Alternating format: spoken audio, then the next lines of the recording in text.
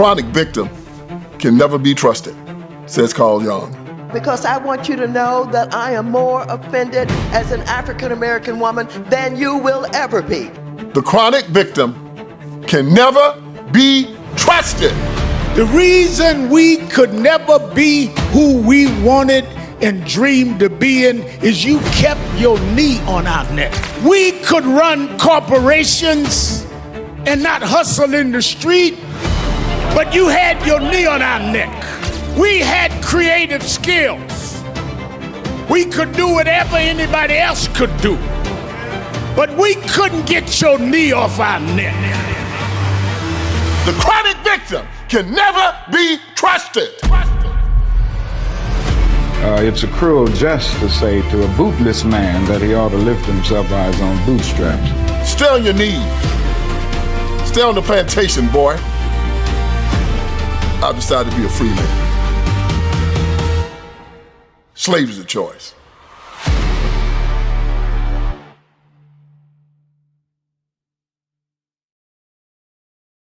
I'm April Chapman. And I'm Vince Everett Ellison. There's a victim narrative here in the United States of America that says you have no control over your lives, no control over your agency. And they're basically saying that you're an animal, that you're a slave. I don't believe that. I don't think it's ever been the case. As an heir of Jesus Christ and as a child of God, I cannot be oppressed.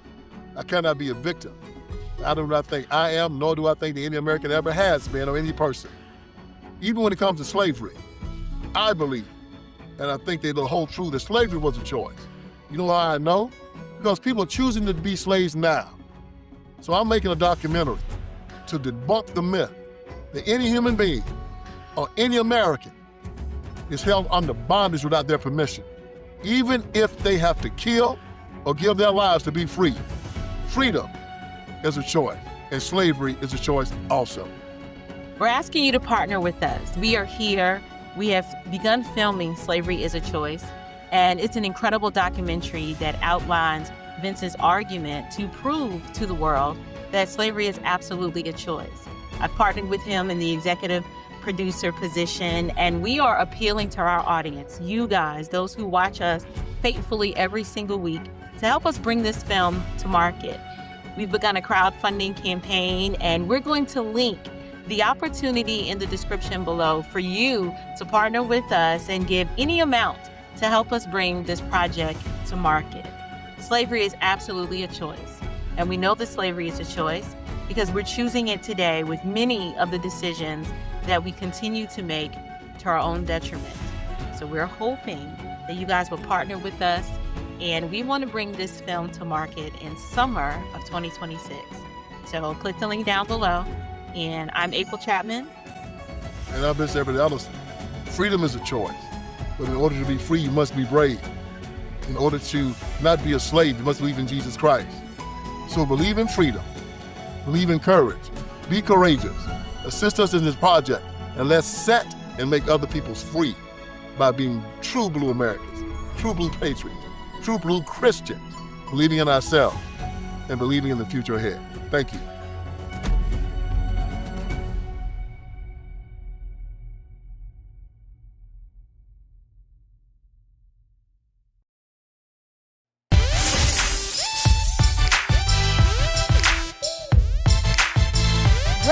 You guys, welcome back to Unshakable with April Chapman, where we discuss all things social, cultural, political, and theological from a biblical perspective. I'm your host, April Chapman, and y'all, we are live.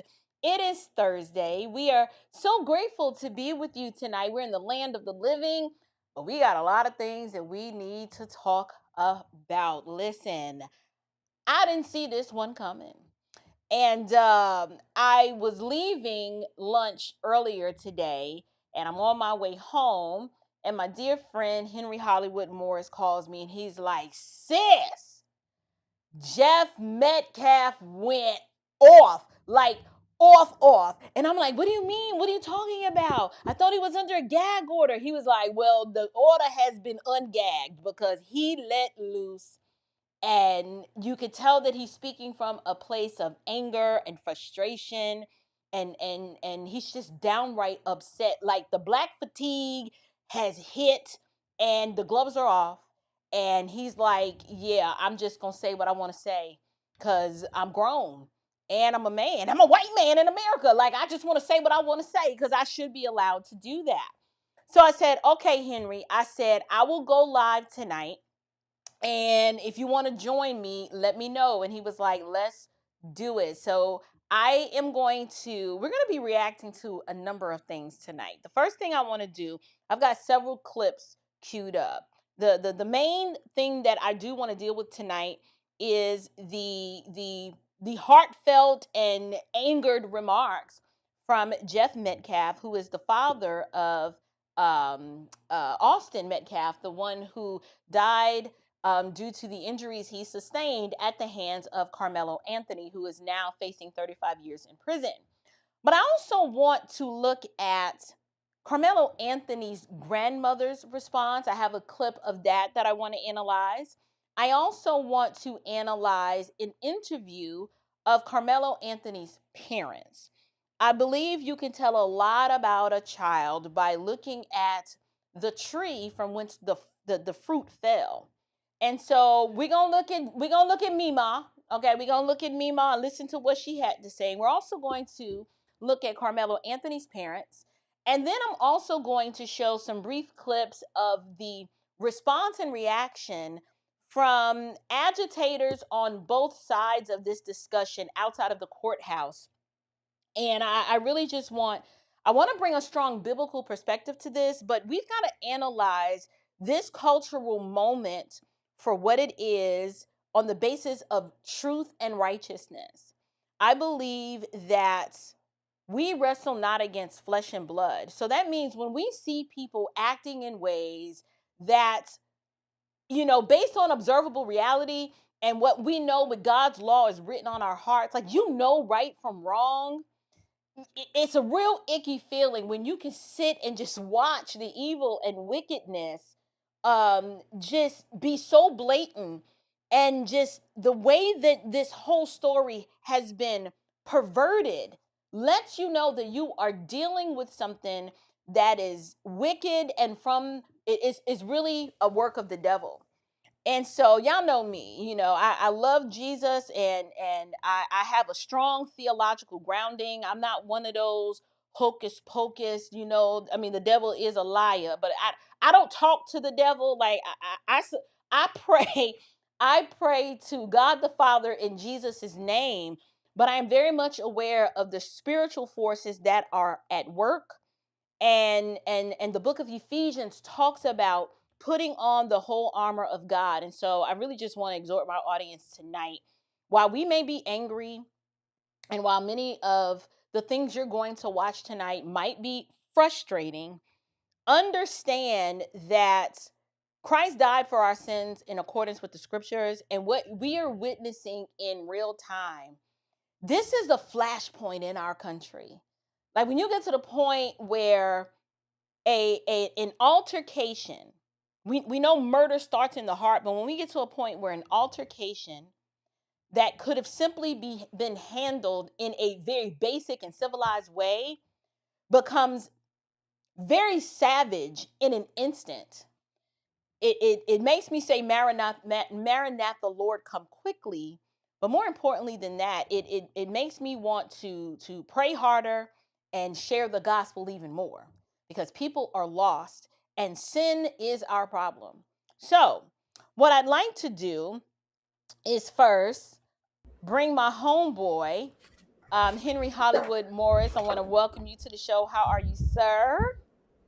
I am always blessed to be with my little sister, Shorty with the most, to be on with you for such a time as this, April. And I'll say something you said the other night when you first reacted to the verdict, April, and you said you intentionally, and I was driving home, I've been on the road as usual, and you said that you had avoided really talking a lot about this. You didn't try to make money like a lot of influencers have throughout this whole tragic situation. And you said, being a mother, a lot of this was close to you. And for me, the same. I've not publicly talked about this until tonight, because this a similar incident really damaged my father's side of the family over 40 years ago with an uncle who was stabbed in the heart by my cousin and killed. And so this hit home. And so I didn't until what we've seen and what you and I talked about today, because it is a serious point, an inflection point for the nation. And that's why I have on my 250, because we literally have to look at this in a historical context and the future that we want to have as a nation. Absolutely. So you guys, Henry is not a stranger to the channel. He works very closely with me and Vince with Standard House Media. We're like this little tight-knit little family. And you know I don't bring guests on often. So if Henry is on here, it's because I value his opinion. He's been conservative way longer than I have. And I'm always interested in hearing his take on so many things, considering, if you guys don't know, Henry runs an organization called Support Our Shields. And he travels all over the country whenever there is a police officer that has lost their life in the line of duty. Basically, Henry shows up to love on the families that remain and to love on the other officers in the department, to let them know that they are valuable and that we do care about them and that we need them. And so it's just one of those things. You got to have people like Henry in your corner because they get it. And for him, it's not about ethnicity or this ethnic partiality. He's a Christian. So we both share the same sentiment that our people are the ones who do the will of the Father. So I don't want to belabor the point. We're going to go ahead and get into this first clip where I want y'all gonna be nice tonight. I'm not gonna show Let's out. go. But let's go. Listen, but before I show this clip, let's go. Why is it not? There we go. Before I show this clip, I just want to prep my audience. Y'all know in my lexicon, I already have a name for these types. Okay, this is a textbook example of an orangutan. The orangutan, someone that's heard me say it, if they're new to the channel, they were like, what? And they, put a question mark by it. It is a female imbecile who cannot manage their misery. And so what they do, they show out. They are categorically known for being rebellious and contentious and they just off the chain for no reason. And this is a behavioral descriptor, okay? I don't want people coming over here, you always talking about black women. Listen, Hillary Clinton is an orangutan, okay? Joy Behar is an orangutan. Sonny Halston is an orangutan. This has nothing to do with your ethnic expression. It is a behavioral descriptor, not a dermal one. It has everything to do with how you act and the source from whence the retardation comes from. You know what I mean? So let's play this clip, Henry, and then we're going to get into it. Let me see something. What is this? I'm sorry. I know they were like, what is the black square covering up? Yeah, look, this is why I don't like doing these live streams with guests. It's just too much command centering going on here. But let's get into this clip. Let me, I'm going to make it a little bigger. Is that as big as it can go? Oh, yeah. All right.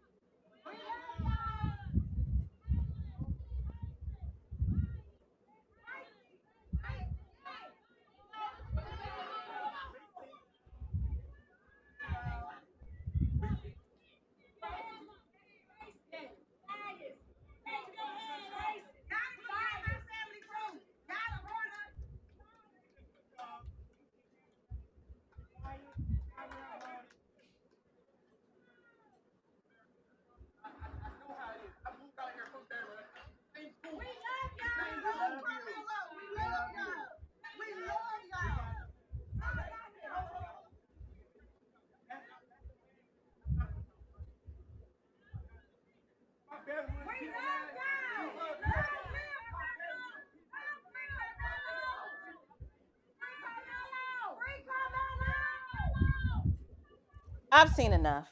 Listen, this is Gma right here. This is the granny. Okay. Yes. Do you? I know my audience has heard me say time and time again, why I've like when I'm angry or I'm feeling some sort of kind of way or when I'm just in the out, I always refrain and demonstrate a modicum of self-control because I'm like, look, I'm somebody's mama. And it holds way more weight when you are somebody's grandmama. When I saw this, Henry, this told me everything that I needed to know about how Karmelo Anthony got to this point. Look at the grandma. I'm assuming because the mother looks, they favor, so this is probably the mother's mother. This is that matriarchal squalor that I talk about on my channel of the generations of bastards raising bastards. These unruly, orangutan, chaotic, rebellious women who they are not governed by wisdom. These people are not good people. They are of poor moral character.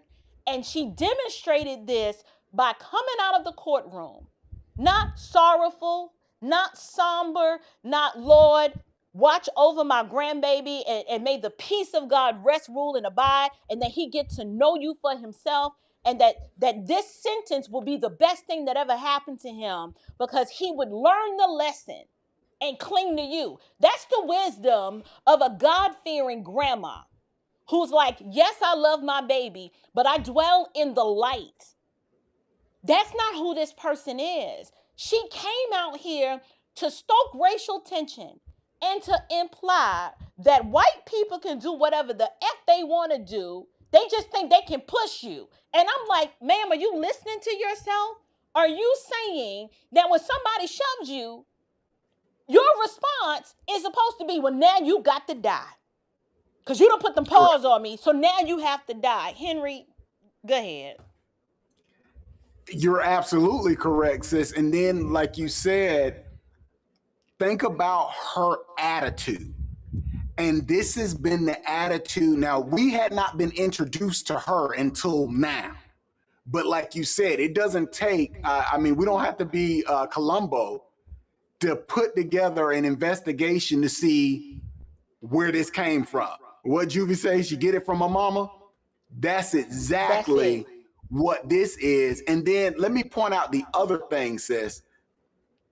The idiot brigade around them, like this, the Jacksons going on the victory tour. These ninjas is next Did you level see this? evil.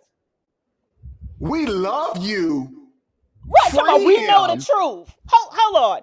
The part that gets me is the grandmama, the mama, the father, Dominique, Alexander, everybody talking about they know the truth and they know what happened. And I'm trying to figure out, when are y'all gonna let us in on what really happened? Because your opportunity to do that was in the court to lay out your case for defense. And your own witnesses failed to do that. So now everybody's lying. The prosecution's lying. Right. The defense team is lying. Everybody's lying. The chronic victim. You can't trust these people. You cannot. And that is why, the point to that, the trailer that you started off tonight's podcast with from you and Vince is so powerful, because if people thought, a lot of y'all get pushed back and, y'all are being so dramatic and, Vince, this just, you do this is your shtick to make money. Do you understand does the audience see what Vince is talking about now, the chronic victim? Go to the trial, April. Over 20 witnesses took the stand, one of which was not Karmelo. He didn't even speak to defend himself. Right. And their testimonies were consistent in saying he was the sole aggressor. Right. My thing is, you can't make this up. Right. Even to say that they have blamed everybody else except for Karmelo. Yes. Guys, you're going to hear later when we actually hear the testimony or an interview from the parents. They blame the lawyers. You know, we should have got white Yes. lawyers. And I'm like, I'm telling you, these people, the more they talk, I'm like, let them talk. Let them expose Right. themselves. This little scene right here showed me that grandma want to be famous. Grandma's Yeah. trying to milk and grift. They don't give a darn about Karmelo. They really don't. They want to make Karmelo the patron saint for every other YN in the hood. This young man Travis talking about he's from Baton Rouge and I'm at the same school. Look at the message we are sending to young black men that you have the right. This unrighteous tribalism is not sustainable. We're No, it is not. already the smallest minority in this country, in the sense we used to be 13% of the population. Now I think we're down to what, maybe 9 or 10? We're getting close. Yes. We are going to exterminate ourselves by simply adopting the worldview of these wicked people and following in this. This is the way of Cain. Yes. When I'm reading the book of Jude, following in the way of Cain, that's what this is. This murderous heart that is being celebrated as something righteous, that we were standing up for ourselves. And believe Karmelo is a hashtag now. I said, you know what? When I will never forget my girlfriend back in 2020 during the Summer of Love with George Floyd riots. She said, black people are unrighteously tribal. And it caused such a stir in my local church congregation at the time, because there was a segment of some older blacks. When I posted that on social media, they started crashing out. They started crashing out because BLM, they weren't thinking about what was happening during that time with a sober mind. They were in their feelings and in their emotion because they were thinking through this lens of blackness first, not through the lens of I am a Christian and what do the scriptures say about how I should view what I'm watching right now. A doped up fentanyl crackhead just got hemmed up on the sidewalk talking about he can't breathe, and we're celebrating him as if he is every black man and that he represents us. Yes. And April, that's why how you pointed out Jasmine Crockett's ignorant statements is so powerful, because this is an industry now. And it's been that for some time. And I'll take you back to the timeline as we go further tonight. But it's going to come to three eyes, and we'll break these down later. But you're either going to have integration or you're going to have isolation and then insulation. And I'll break it down later. But I think that's going to be the path forward for America. Integration, isolation, and insulation. Okay. Well, I wanted you guys to see, I want y'all to see the Mima from the block over here with her old middle-aged behind acting a fool outside the courthouse, trying to stoke racial tension and start a riot. This is that mama. You know how when you gotta, well, you ain't, you know, if you had a kid, you got to pick your kid up from the baby mama house. And, you know, she's spending all her time keeping the kid from you. And then she want to come outside the house being all loud so all the neighbors know what's happening. That's this chick. Yeah. Yes. And now I see why it's so easy for Karmelo's parents to be connected to Dominique Alexander, because all of these people see this as an opportunity to make $1 out of 15 cents at the expense of Karmelo Anthony. And now I see why he believed that he was entitled to take someone's life, because this entitlement comes from the top down. The grandmama, her daughter, and her weak jellyback punk husband, all of them. Go ahead. April, the boy, the fanboy. Now, there's other videos of him talking about he came from Louisiana. You should see him jumping in different reporters' face, acting a plumb fool, He's been the last, 3 days, he has been there agitating, and this is who puts them up on a pedestal. We see the problem? Why aren't these people at work? Because we're paying for them. Where are their jobs? How are you, unless you are a full-time content creator where you were able to actually make money from the content? Like my girlfriend, Tamira Neely, was on site during this entire trial. Yes. These are just regular Joe Schmoes. If you're not a paid agitator, how are you here this many days? Do you not have a job? Well, but April, you just hit on it. The paid agitator. Now, there's different levels of paid agitation. And just like now, for the audience, April, we got to give them the background. This year, you finally watched the Godfather trilogy for the first time. Bless your soul. And so you got into this whole mafia knowledge that Robert Chapman, myself, and Vince Ellison keeps throwing different quotes to you. And for 5 years, April ain't known what we're saying. Now you get it.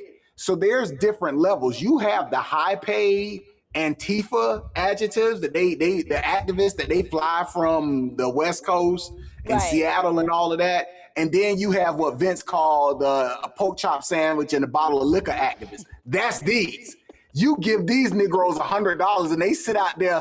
It's hotter than the devil's butthole in Texas. And they're out there all day drinking and yelling. You're right. It's not for free. Yeah, that is levels. It's definitely levels to this. You're right. Yes. They the EBT activists. All right, you guys. Let's go ahead and transition to this interview with Karmelo's parents. Right. And this because was you saw the disgraceful. first generation. Now this is the second generation. You saw the first generation. Right. We done showed the orangutan grandmama crash out and embarrass. And this is the legacy. This is the legacy. Yes. Y'all take a look at this clip.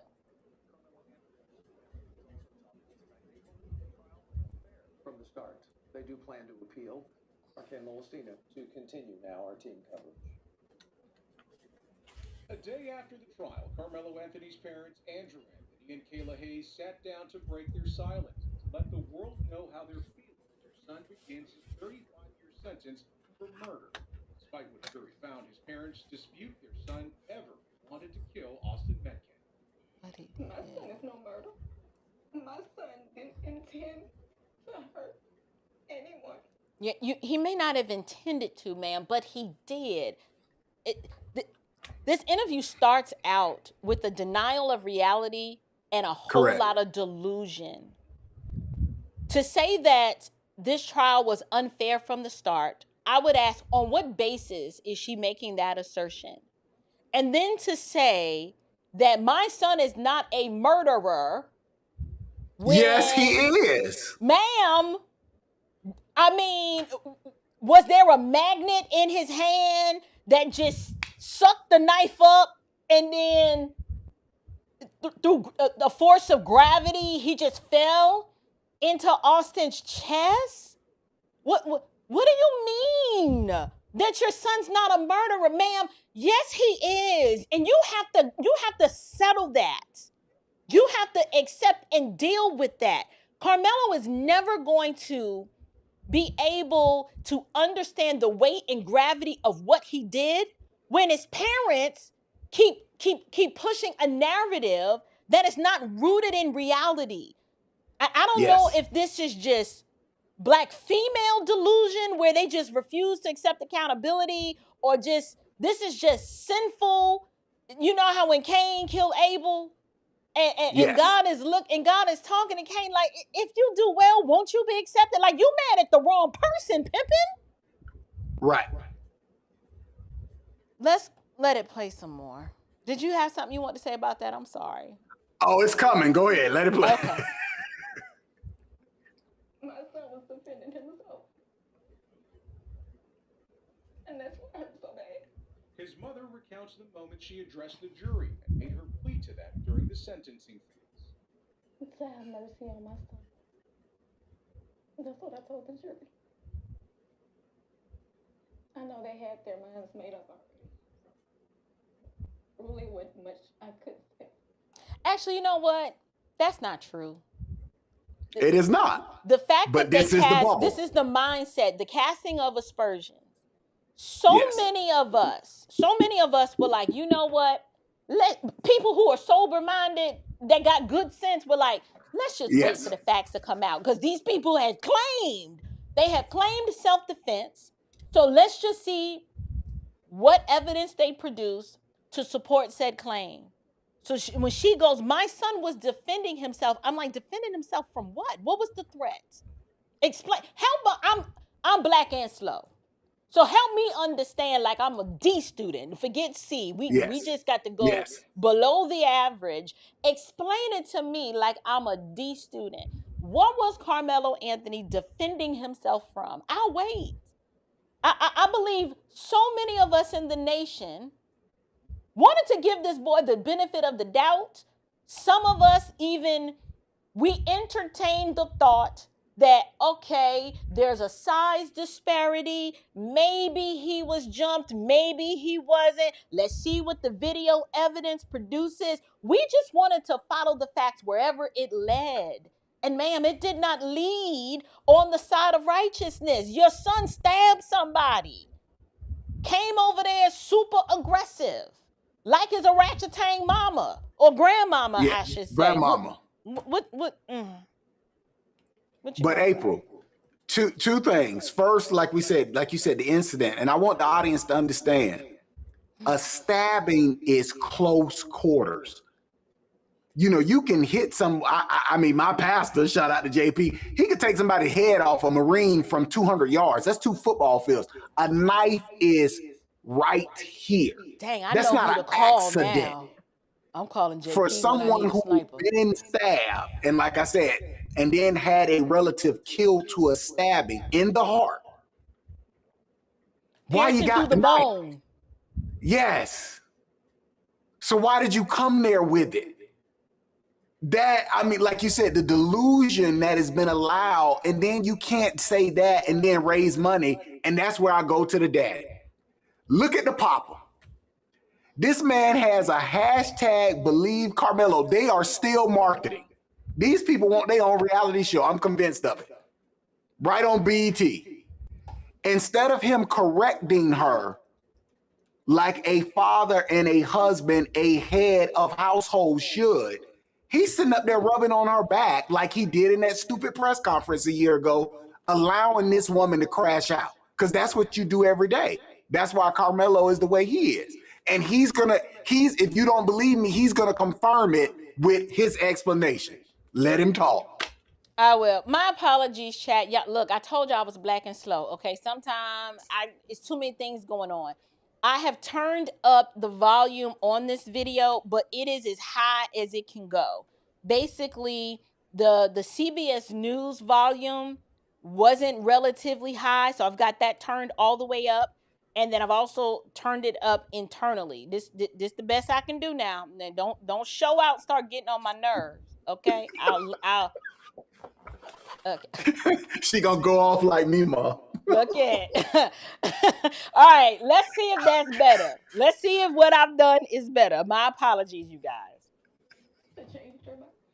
Both parents fighting back emotions and tears as they described what they believe was a flawed trial.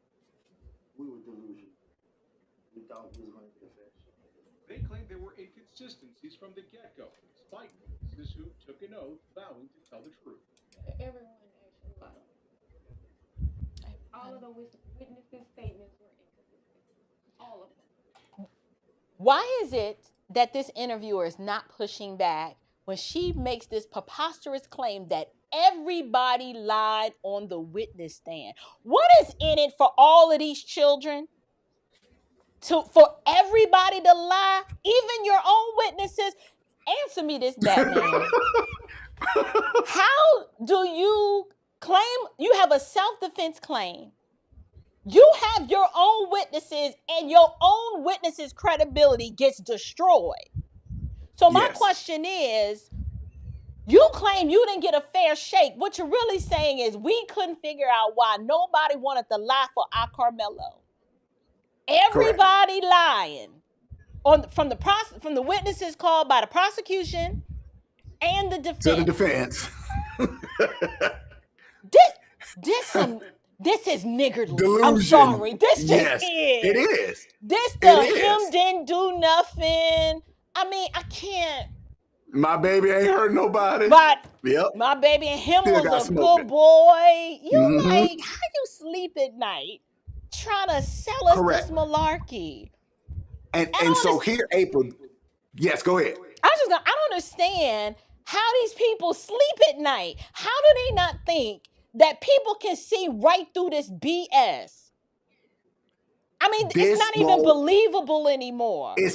It's not, but here is one of the criticisms I have for the judge of the handling of this case. This should have been televised. It sure should have. You got that And right. this is why moving forward, and unless it is a case, you know, when there is, you know, now civil is different, but when we have these cases like this, because they even ran right out of the courtroom like the jury didn't see the video of the surveillance of the stabbing. This is how delusional. Well, you know what? We keep saying that, April. I don't think it's delusional. I think it's demonic. They are, this is strategic. And Right. Notice who they chose to do the interview with. Don't think that this is just random. This wasn't them getting picked up on the side of the courthouse coming out. This was agreed upon and structured.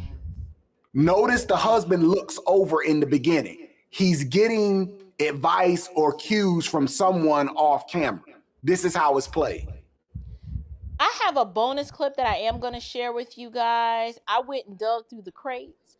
After we listened to Jeff Metcalf go off, we're gonna go back and look at, do y'all remember that press conference that the Karmelo Anthony family had with Dominique Alexander, where they asserted that Jeff Metcalf showing up to kind of bridge the gap between them, how it was disrespectful to the memory of their son. We're going to go back and look at that. And I'm glad I went and pulled that clip, because it's going to demonstrate that these people from the beginning were the ones who made it about race.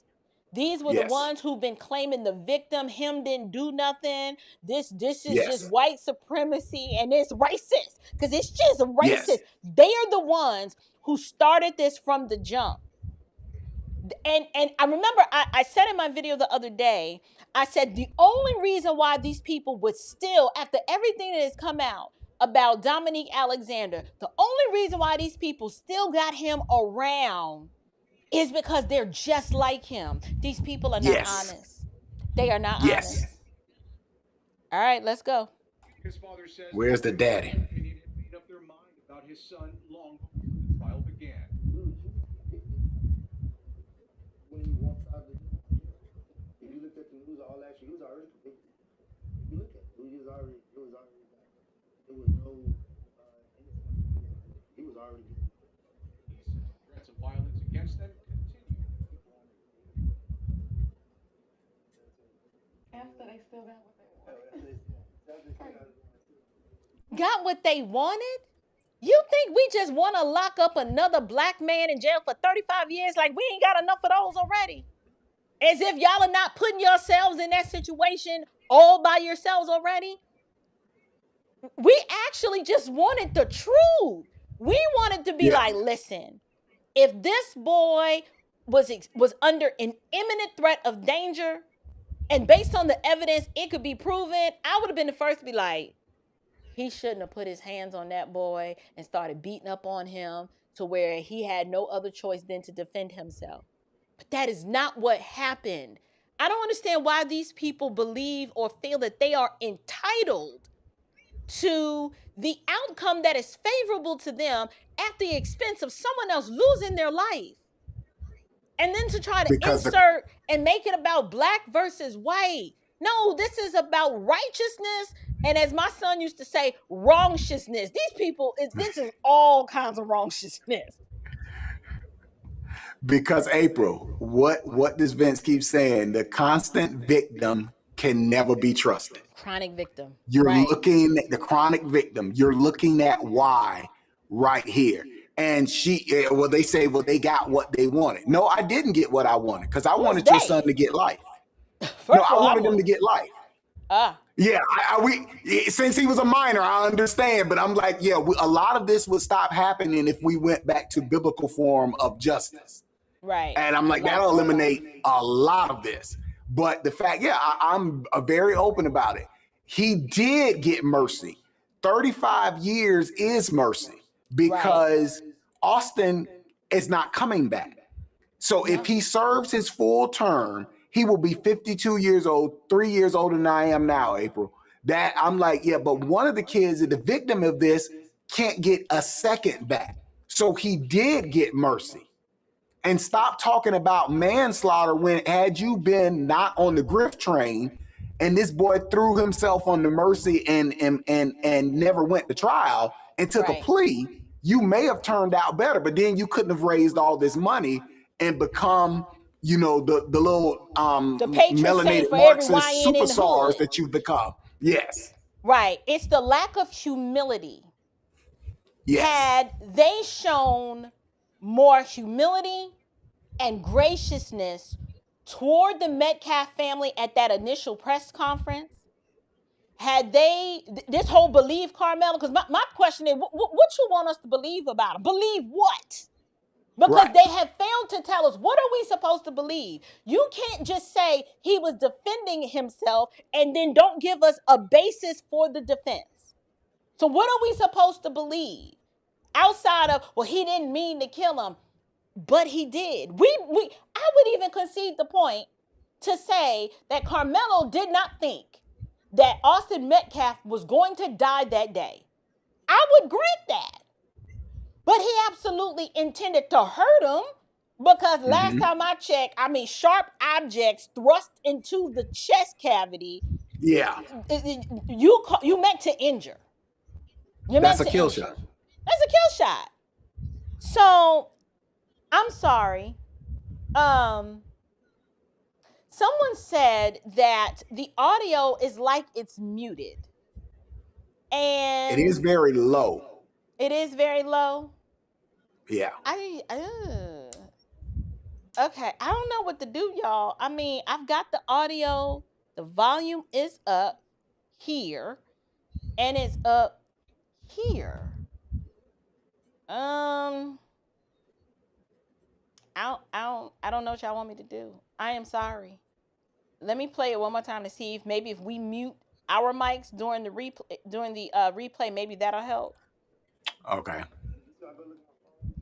Oh. You know what? I can see people, there's no sound coming from there. Why is the movie not playing? That is strange. Huh. Where is Isaiah? Isaiah, come help your mama. First of all, okay, I trained Isaiah. Let me see.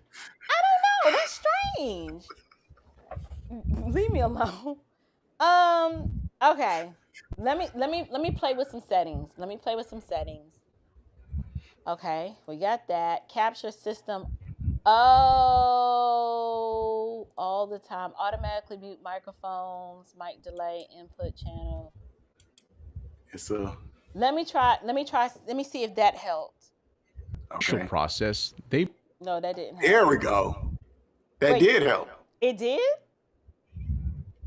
That initial process is the loudest thing we've heard so far. Wrong then. We didn't get justice. A lot of things that were missed that should have been handled a certain way. However, we couldn't say anything. We did what was instructed. So could y'all hear that? Carmelo Anthony's family is also talking tonight. They believe the trial was unfair from the start. They do plan to appeal. Our Ken Molestina to continue now our team coverage. A day after the trial, Carmelo Anthony's parents, Andrew Anthony and Kayla Hayes, sat down to break their silence and to let the world know how they're feeling as their son begins his 35-year sentence for murder. Despite what a jury found, his parents dispute their son ever wanted to kill Austin Metcalf. My son is no murder. My son didn't intend to hurt anyone. My son was defending himself. And that's what hurt so bad. His mother recounts the moment she addressed the jury and made her plea to them during the sentencing phase. To have mercy on my son. That's what I told the jury. I know they had their minds made up already, so I mean, really wasn't much I could say to change their mind. Both parents fighting back emotions and tears as they described what they believe was a flawed trial. We were delusional.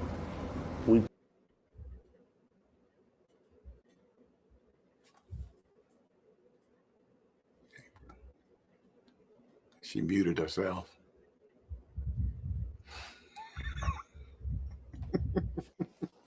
I'm trying to understand. Let me repeat what I said. Jesus, fix it. Yeah, I'm gonna have to retire soon. I'm getting old. Where was this trial flawed? It is their testimony that this trial was flawed, and where is the interviewer with the follow-up questions? What do you mean by flawed? Explain to us what you mean. Can you clarify that statement? Flawed in what sense? I'm trying to can with these people, but between the hashtag believe Karmelo and the fact that these people, in terms of the appeal, they're now claiming indigence. Right. Despite raising hundreds of thousands of dollars, they like him broke. Over $500,000. Where did the money go? I need to know where it went. There's no way that the defense that Karmelo Anthony had was a $500,000 defense team. No. First of all, why didn't they even attempt? And I don't know in terms of the jurisdiction there, if he could have entered into a plea deal. I don't know. I am not an attorney. But if you really wanted mercy from the court, there were a myriad of ways that you, ma'am, could have shown mercy toward the decedent's family. Yes. But not one time have these people ever expressed remorse. Their needle has been stuck on race and grievance, and this is not fair. And what? What you say? And victimhood. And victimhood. Yeah. As we see here. Listen, I just seen somebody say these are low IQ people. Look at the expressions on their face. She said it, not me, and I've been wanting to say that. I've been like, this little thick tongue. I've been wanting to say it, but y'all know me. Because y'all know I'll say it. I don't even care. I don't know these people. But they do look low IQ. You're low IQ if you retain a defense team and then you still have Dominique Alexander as your advocate. You just retarded. Absolutely. You're retarded Absolutely. to me. Absolutely. He has been harming their credibility from the beginning, and they won't cut him loose. From day one. Well, and think about this, April, and the audience, look at this. I mean, y'all couldn't get Ben Crump. Ben Crump didn't even want to touch this one. Listen, you know it's bad when Ben is like, y'all ninjas done lost the plot. I ain't gonna be able to do can't fix this. I mean, where is Al Sharp Tongue? He ain't come out there talking about they knee being on Karmelo neck.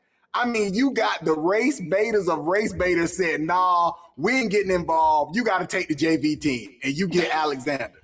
With the JV bootleg Now Action Network. The real Now Action Network wouldn't even come around this. I ain't seen that one press conference with Al Sharpton. Ben Crump. Hey, don't touch it. They've been eerily silent because they're like, what? What you say? Listen, Linda. Working behind the scenes for over 20 years. Them Negroes know when they cook, they will leave you out to dry. where one of them get caught and indicted. You should have. They running like roaches getting flights out of Fort Lauderdale. Everybody was trying to get back to Tallahassee because they did not like how Sheila McCormick got done. When that happened to Josephus Eglishon, dudes was trying to rent cars to drive 8 hours to get out of Fort Lauderdale. They didn't want ABC, NBC, CBS asking them nothing. That's how Earl Sharpton and them been about this. Can't help you. They're like, yeah, we busy. We full. We full. Let me go ahead and grab some super chats. Shout out to our moderator, Amethyst Angel. Yes. She said, yes, Karmelo got justice. He stood trial in a court of law. That's justice. The verdict doesn't define, in these people's mind it does, sis. She said the verdict doesn't define justice. They don't know that words matter. They don't know what words mean, sis. the picture that's frozen while she says that. That's a meme coming.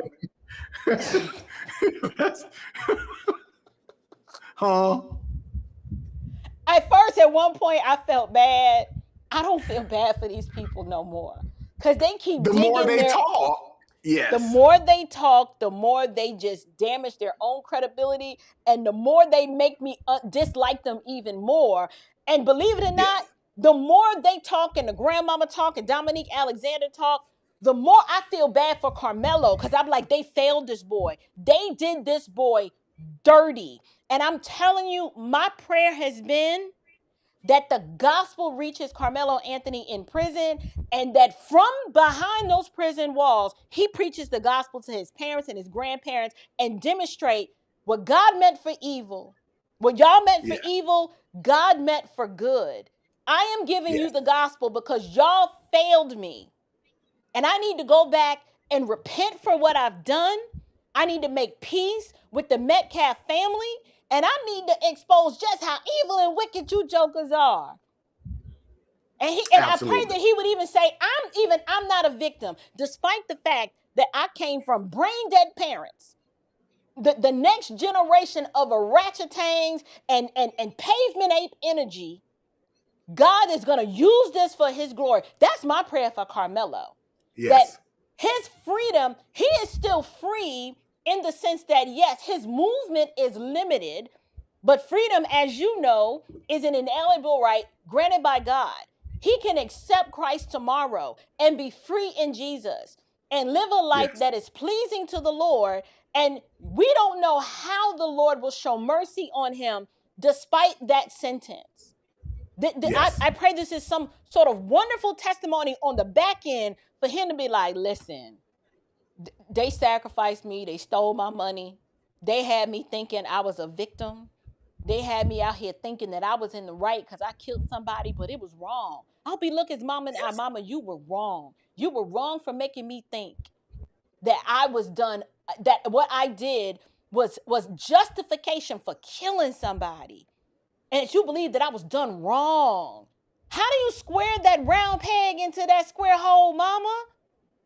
And grandma, G-Ma, you may God have mercy on your soul. Like, this is just bad all the way around.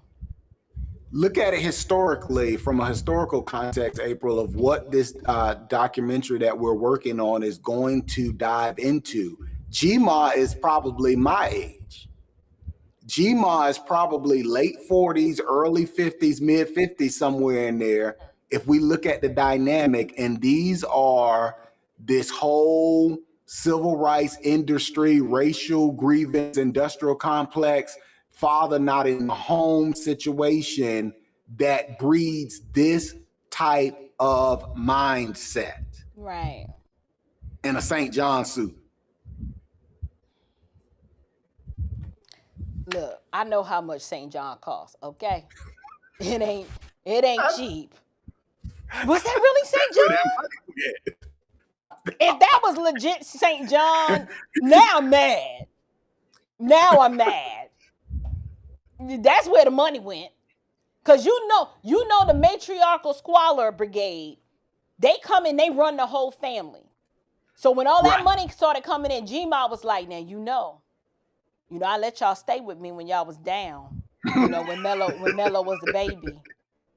I specs my cut.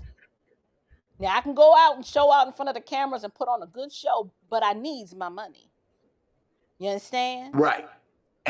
And we'll come back to who was put on the gag order, April. We'll come back to that when we get to Jeff. But that's good. That's powerful foreshadowing. All right, let me grab some more super chats, and then I'll ask the chat if they want this clip to play, or if we can move to the next one. Oh, we gotta hit it there.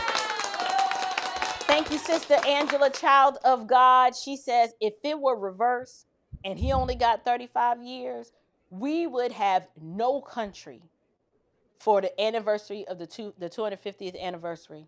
Thank you, April, for always bringing biblical truth. One race, human. Amen. We are of the race of Adam. You either in Adam or you are in Christ. That's it. Yes. If I don't see, this is what I don't understand from the blacks. I love saying that because it triggers the pro wokey woke type. But I love something about the way it roll off my tongue. This is my problem with the blacks. If the roles were reversed, it's like they can't categorically make the shift to be like, you know what? If this shoe was on the other foot, yeah, we see your point. The lack of empathy. I don't know if you heard the quote from somebody who, I don't know if he used to serve on the city council in Dallas County, and how he said he wanted to dig up Austin's grave and stab him again. I told you these people are evil. Demonic. They are of their father, the devil. And the sad part about it is they just happen to share my ethnic reflection. That's just coincidental. Yes. Because I do not believe that black people by genetic expression are just demonic and evil. There is a worldview behind this. Satan is sifting us as wheat, and he has found this entry point in this country. Obviously, we can probably lay it at the hands of the Marxists and the communists, but what they have done is perverted something that God gave us as an expression of his glory, which is our various shades of melanin, right? Yes. Satan perverts something that's an expression of God's glory. Like you got a deeper shade of melanin than I do, and then somebody that's way more light bright than me, and my white friends of pale pallor, you know, that's supposed to just be a reflection of God's glory. Satan comes in and decides, you know what? We can use this as a source of contention, and where every wicked thing, division, dissensions, rivalries, strife, all of that comes from Satan. And I hate to say it, but I'm like, why is the black community, why are we allowing ourselves to be sifted like wheat? I mean, Jesus had to tell Peter, look, I prayed for you, Peter, because he sees Satan. How you can be used for my glory. Yes. And his goal is to sift you, but I prayed for you that your faith wouldn't fail. That is my prayer for my kinsmen according to the flesh. I know, you know, there's a particular stripe of even on the black conservative side who believes that there's an element of us on this side that we hate ourselves and that we despise being black Americans. I'm like, that couldn't be furthest from the truth. People who love you tell you the truth. It is the person that has hatred in his heart for you that would rather coddle you and rub your back with convenient lies and make you feel as if you're a victim and if nothing's your fault, to your destruction. Don't ever question my bona fides or my blackness. But at the end of the day, I lead with my biblical worldview because I'm clothed in the righteousness of Christ first. This skin, this body is going to fade. I'm going to hopefully get a fabulous, glorified body one day. I don't know what color it's going to be, but it's going to be fly because it's glorified. It's perfect. You know what I'm saying? Like, that's what I'm looking forward to. And that's two different worldviews, April, and it's going to come back to what I said. I'm gonna break it down later about the isolation and the insulation or incarceration. We got choices we're going to have to look at and make because you cannot continue people will sell you what you continue to buy. And this whole trial has been a microcosm of how you destroy America from within with lies and foolishness. Right, I agree. All right, I'm gonna hurry up and get through these super chats, I promise. Brother Ron Henderson says, Lord, have mercy on our souls. These black folks are doing too much. They don't even look like they grieve, because they're not grieving, Ron. These people ain't honest. Okay, look. You got black folks, you got American Negroes. The American Negro, that's like me and Henry. Then you got these ends. Yeah. That's what this is. Yes. They're not right. This is just wrong as two left shoes. Two left shoes. Yeah. But thank you, Brother Ron, for your super chat. He sends another one. Karmelo got mercy with 35 years. He should have got 99. He got Karmelo. I think that was on purpose. I know. I read that. Listen, they gonna have that boy some pink pumps and a pink jumpsuit. Timber, can you not? The dog keep busting in this joint like he owned the place. Timber ain't playing with you tonight. Son of John, thank you so much for this super chat. It says, co-pilot AI results for Karmelo's parents says, the family lives in Frisco in the gated Richwoods community where they reside in a $900,000 home. Boy, I know you lying. Son of John? I don't think he is because I was in Frisco last year because that's a couple of towns over from one of the officers I went to honor when they said because of the family safety, they had to move into this gated community. Must be nice. I didn't know the value of the house, but I knew that that's why what they justified as their reasoning. Look, I don't enjoy watching people's pockets, but when you out here bumming money on the internet, I have the right to watch your pockets. Correct. How are you claiming indigent status for your son's appeal and you live in a $900,000 house? I know parents of adult children when the adult child is going through a divorce. I know parents that have mortgaged their house or sold the house to help pay the legal fees in a divorce proceeding. This is a criminal murder trial. If these people really believed that their son was innocent and that it was legitimate self-defense, they would have spared no expense on getting him the best legal team. They would have got Johnny Cochran's people in this joint. And but no. April, the chat can verify this, April. I believe that they had already claimed indigent status going into this trial. I remember that. I do remember that. That they filed for a public defendant. And that's what a lot of the controversy was about. What are you raising money for? Now, to be fair, they did not have a public defender. I think Mark Howard was their attorney. So that may have been a street rumor. I don't want to be out here, giving it. We got enough. That's why I said let the chat. Yeah. But where did you spend the money? Because, I mean, where did the money go? It could not have been spent in legal fees. I think the money was spent in the disinformation campaign because let me tell you something. Dominique Alexander is not out here lying and hustling this hard for free. For free, no. He's getting paid. And the harder he hustles and the more money they earn, the more money that he probably makes. He's probably getting a percentage. Yes. That's what I think. But SGT Smoopsy says, thank you for the super chat. Black folk have been in a very abusive marriage with Democrats for 2 centuries. When are they going to leave? Blessings to you, Miss April. Oh, no, they love it. They love getting their head knocked in. They like the makeup sex, too. They do. Addicted to the D. I said it. Yes, I did. I wouldn't call it. It's only abusive. the people are not ignorant. They know they're being abused, but they like it. They like it because they love their master.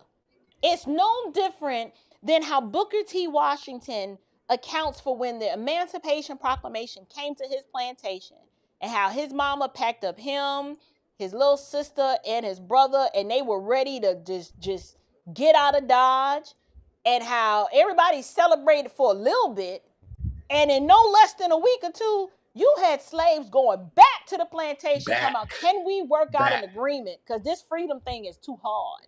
I likes it here with you, master. And they've been trying to inch and cozy up with the master ever since. This is why they won't leave. They like it. It's Stockholm Syndrome. Right. Cognitive dissonance. They love their master's dirty draws. Out just sniffing them. They like it.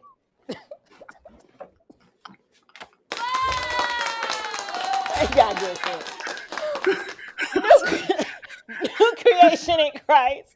We do love Jesus over here. We just have to repent daily.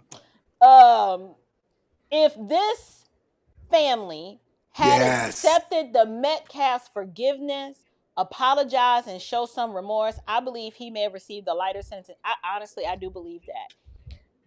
They spit in Jeff Metcalf's face and then gaslit him and did all of this projecting. All of the wickedness that was in their heart, they projected it onto him, and he couldn't even defend himself because of the gag order. Because of the gag order. It was horrible. It was absolutely horrible.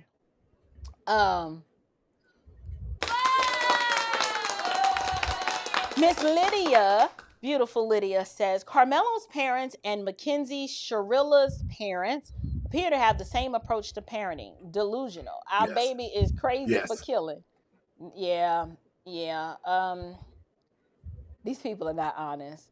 We're joking and we're laughing a lot, but this really is a clarion call to demonstrate that the gospel is needed more now than ever. When your churches have abandoned the gospel, your churches, your communities are a reflection of the health of the churches in them. So if you in Dallas County got churches like Freddie Hayes' church, and what's the other one who was caught up in the sex scandal? The one in was it Houston? You know the pastor, the one whose son. Friendship West. No, the last name isn't the last name West. Yes. When those are the churches. Is it a wonder that the moral rot in the community stinks just like the moral rot in the churches? Correct. I believe that. Everyday living, that's my girl. Hey, sis. She says you can't get a HELOC if you purchased at the top of the market and have no equity. These two parents are not right. She is right. Like, they just bought that house. Well, I don't know that they bought it, and someone in the chat pointed that out. But what I would, because they say, just because they're living in a $900,000 house, right? But let's play some math. What do you think rent is on a $900,000 house? I mean, he don't strike. You ain't Section 8 in it. Look, he don't strike me as a rocket scientist or a chemical engineer or an attorney or a pilot. Okay, right. I mean, y'all know I'm ignorant. I was about to say something. I know she. Don't do it. Don't do it. Don't. I mean, she giving CNA vibes, okay? So these people don't make a whole lot of money. How they afford that? I'm sitting here working my tail off to keep a roof over these children's head who got a summer stomach all year long. They eat me out of house and home 4 seasons out the year. She said a summer stomach. You know what I'm saying? Like, how you afford a $900,000 house? You know when my voice get real high pitched, I'm just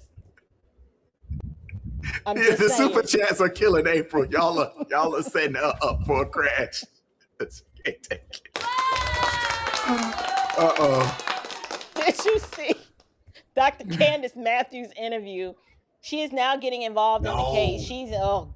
She's she's an activist from Houston. What's your thoughts on her? Okay, so I'll let Henry speak on this. I don't know who Dr. Candace Matthews is, but if you say Yeah, I she's an didn't see it. activist, she's probably a Marxist, and she probably espouses an anti-God, anti-Christian worldview. So I'm gonna write her name down and do some research. We'll look it up. Yeah. Bring myself up to speed. She probably trying to get a cut of the pie too. These people are wicked. He not honest. The blacks. These blacks ain't honest. Shout out to Crystal Jenkins. I'm so mad. Thank you, JL channel. Let's go ahead and I done kept his doofus face up here way too long. Yeah, you gotta hear him. They have to hear him. Let's listen to. I was gonna watch the. Did you want the crowd the mixed reactions at the courthouse, or go straight to Jeff? I wanted to hear hashtag believe Karmelo. You still haven't heard the daddy say. You listen to what he says. All right, let's play. Because he's gonna say something very pivotal. Okay. Thought we was gonna get a fair shake. They claim there were inconsistencies from the get-go, despite witnesses who took an oath vowing to tell the truth. Everyone actually lied on the stand. Everyone. All of the witnesses' statements were inconsistent. All of them. His father says the court of public opinion had made up their mind about his son long before the trial began. He was convicted when he walked out of the jail. If you looked at the news all last year, he was already convicted. If you look at it, it was already done. So why they just didn't spend the money? Why spend the money on the legal defense? Just let them plead guilty, and then you take the money and run. Why all of the theater? If you really believe that, I mean, it was. I mean, if you let him keep talking, you'll get an explanation of his thought process. Okay. Innocent until proven guilty. He was already guilty. He says the threats of violence against them continue. People want us dead. That's what. After they still got what they wanted. After they still got what they want, they still want us dead. I can see. You see, I go look at my phone. People want us dead. They want our family dead. And now they're preparing to appeal. They did a number on us. A judicial process they believe wronged them. We didn't get justice. A lot of things that were missed that should have been handled a certain way. However, we couldn't say anything. We did what was instructed.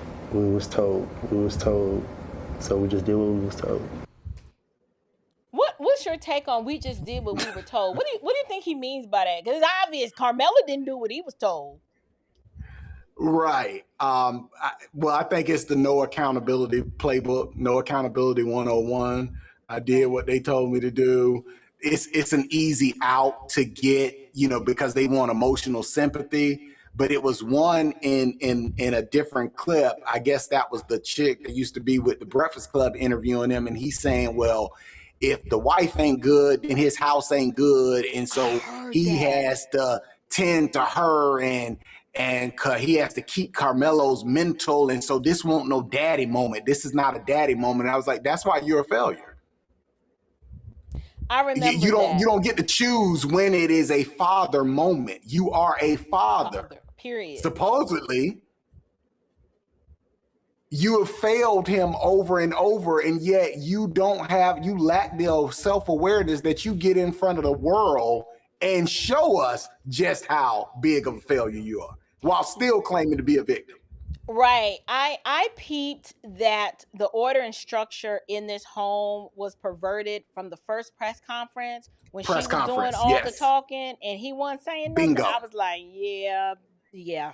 I already know the power dynamic here in this house. And then seeing Mima, I really know the power dynamic. Correct. Yeah. And April, why is this a pattern with all of these incidents? Now, usually it's some police shooting.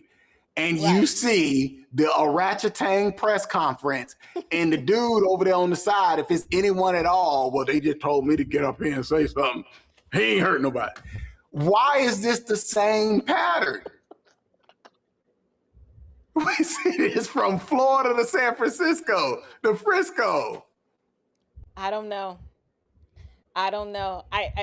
There is a sickness that is pervasive within our community, and now we're seeing this is the results and the outcomes of so many bad decisions that have been made over the past 60 years. Definitely the influence of feminism, definitely, and we could place the blame on LBJ and the Great Society and all the things. There are layers to this, but at the end of the day, the agency of Black women to say no, we're not going to abdicate the responsibility of us having our husbands and our fathers in the home because our children need our fathers. We're not going to do that. But I can't. April, you would first have to acknowledge that this 4-generation cycle of bastards raising bastards has been wrong. We in the community hold this up as honorable. We do. I'm holding it down all by myself. Right. I do it all. Sis, it's not a flex. Correct. We put them on pedestals and say you get these pulpit pimps like Jamal Bryant that say, but we don't question them. We need to support them. We need to stand back. No, you need to stand up and say, sit your ass down. Sit down. And we refuse to do that, and he refused to do that. Right. We need to bring shame back. I can distinctly remember when the dynamics in our churches started to change.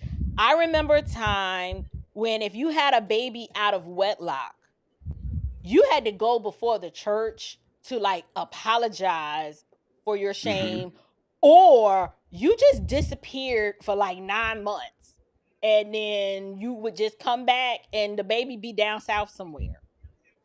That is literally my mother's story. My mother's mother got pregnant out of wedlock, and they basically put my grandmother away. She gave birth to my mama, and my mother spent the first 3 years of her life in Virginia with some distant cousins. That's how shameful it was. I mean, my mother was born in the 40s. To have a baby out of wedlock, you couldn't just come to church, with your new stroller and your baby bag, hey. It was just what's happening here? People, they would look inside the home to be like, somebody's off watch here. Yes. How did this happen? And typically they look at the father and be like, bro, you slipping. Where's this young man? You ain't put a gun to his head and say, you about to marry my daughter and make her an honest shotgun weddings. Right. They had that name for a reason. Right. It's I don't care that you don't like her. You should have thought about that. And you slept with them. They were, again, there was a different generation, April, that looked at this differently. And like we said, when we got a chance to sit down with Mr. Ivory T. Ellison, he talked about that. And that whole interview going through of seeing that change of when the culture, again, MLK, that those group of perverts is where this started ushering in normalizing this type of behavior. Because when you run in holes from every city, then of course you're going to normalize what you participate in. That's what I was just about to say. The reason why our churches do not call out this dynamic, if the pastor got a baby mama and a kid out of wedlock that he ain't taking care of, Jamal Bryant, do you expect that sort of admonition and rebuke to come from the pulpit? No. Right. Because he gonna be like, look,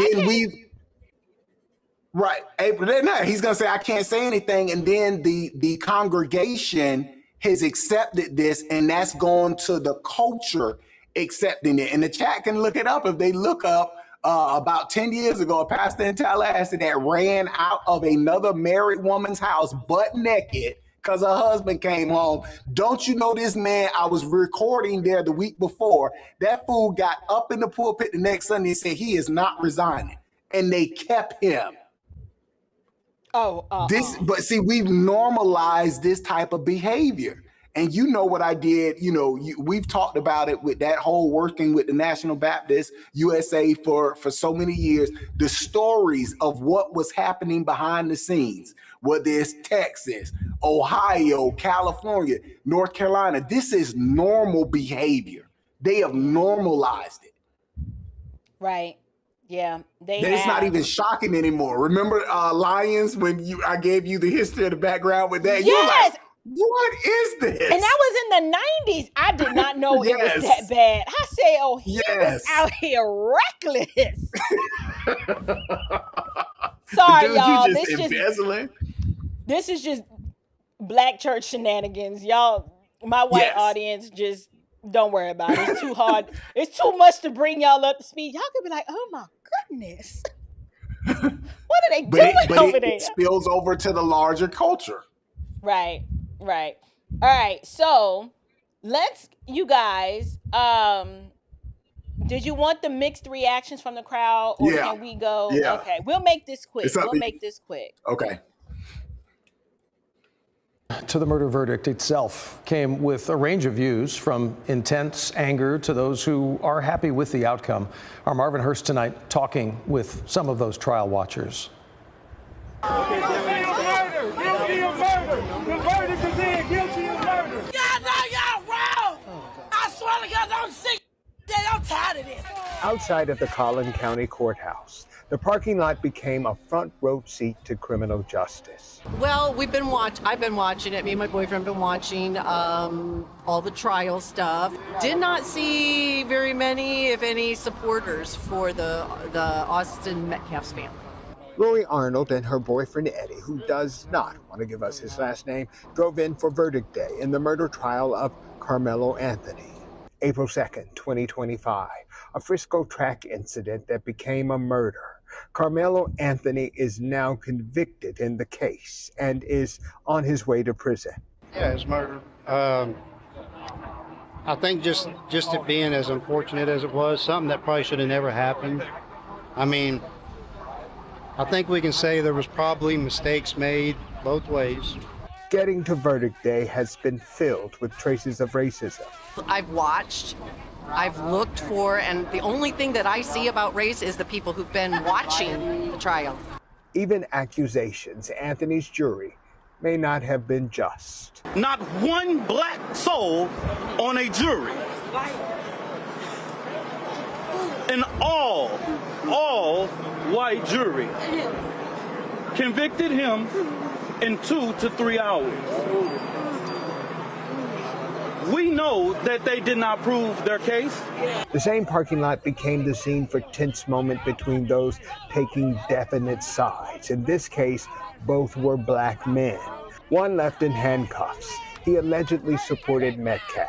Get back! The tension, the decision, the way they'll go home. Child, the dramatics from Miss Oratchitane right here. If she don't, Lord.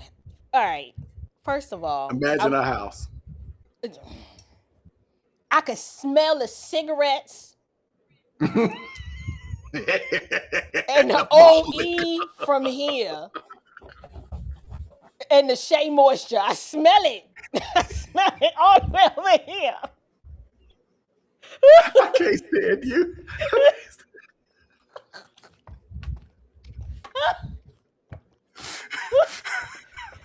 The African body oils. Get on my nerve. I love my people, but it's the American Negro that I love.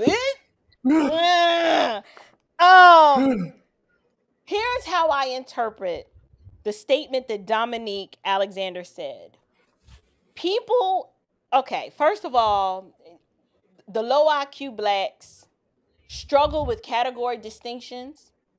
Yes. And the first thing that I thought about when I thought about, what? The Gina Tay. Somebody in the chat put in the Gina Tay.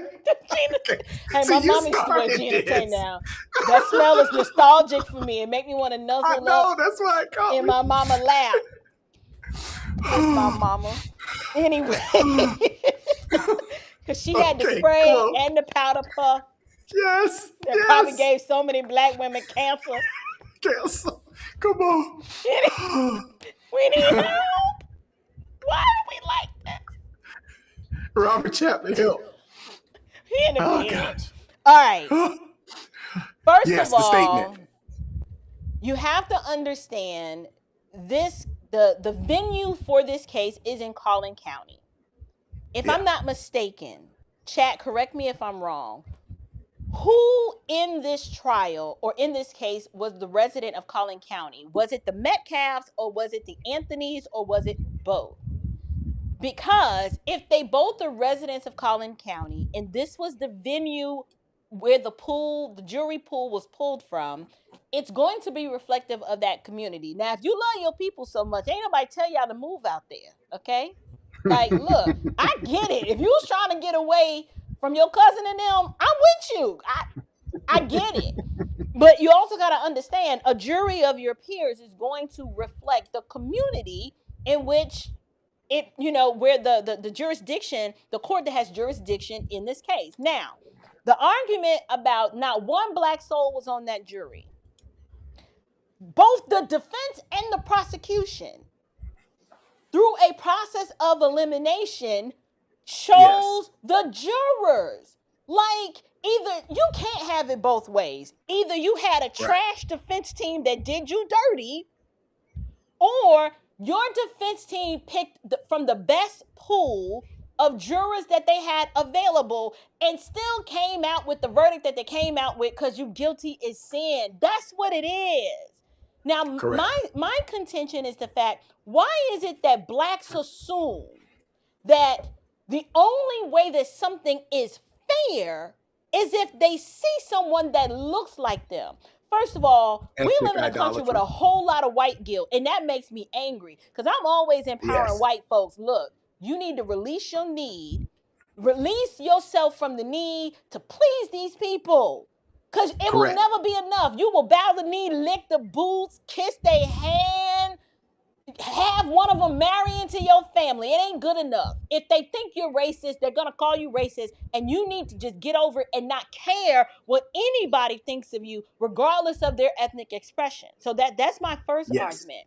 But two, the idea that what Dominique Alexander is trying to argue is that on the basis of ethnicity alone, that because there were no blacks on the jury, therefore, you see the leap in logic, that they could not have been looking at the facts of the case and based on the merits alone, come up with a verdict.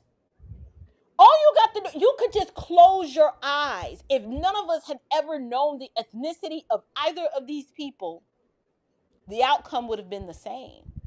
On top of the fact, who he needs to be mad at is the blacks who were in the jury pool who had already said, I'm black and biased. Not gonna be able to do Y'all just need to know I ain't gonna be able to do it. I'm probably gonna bring race into it because I can't help it.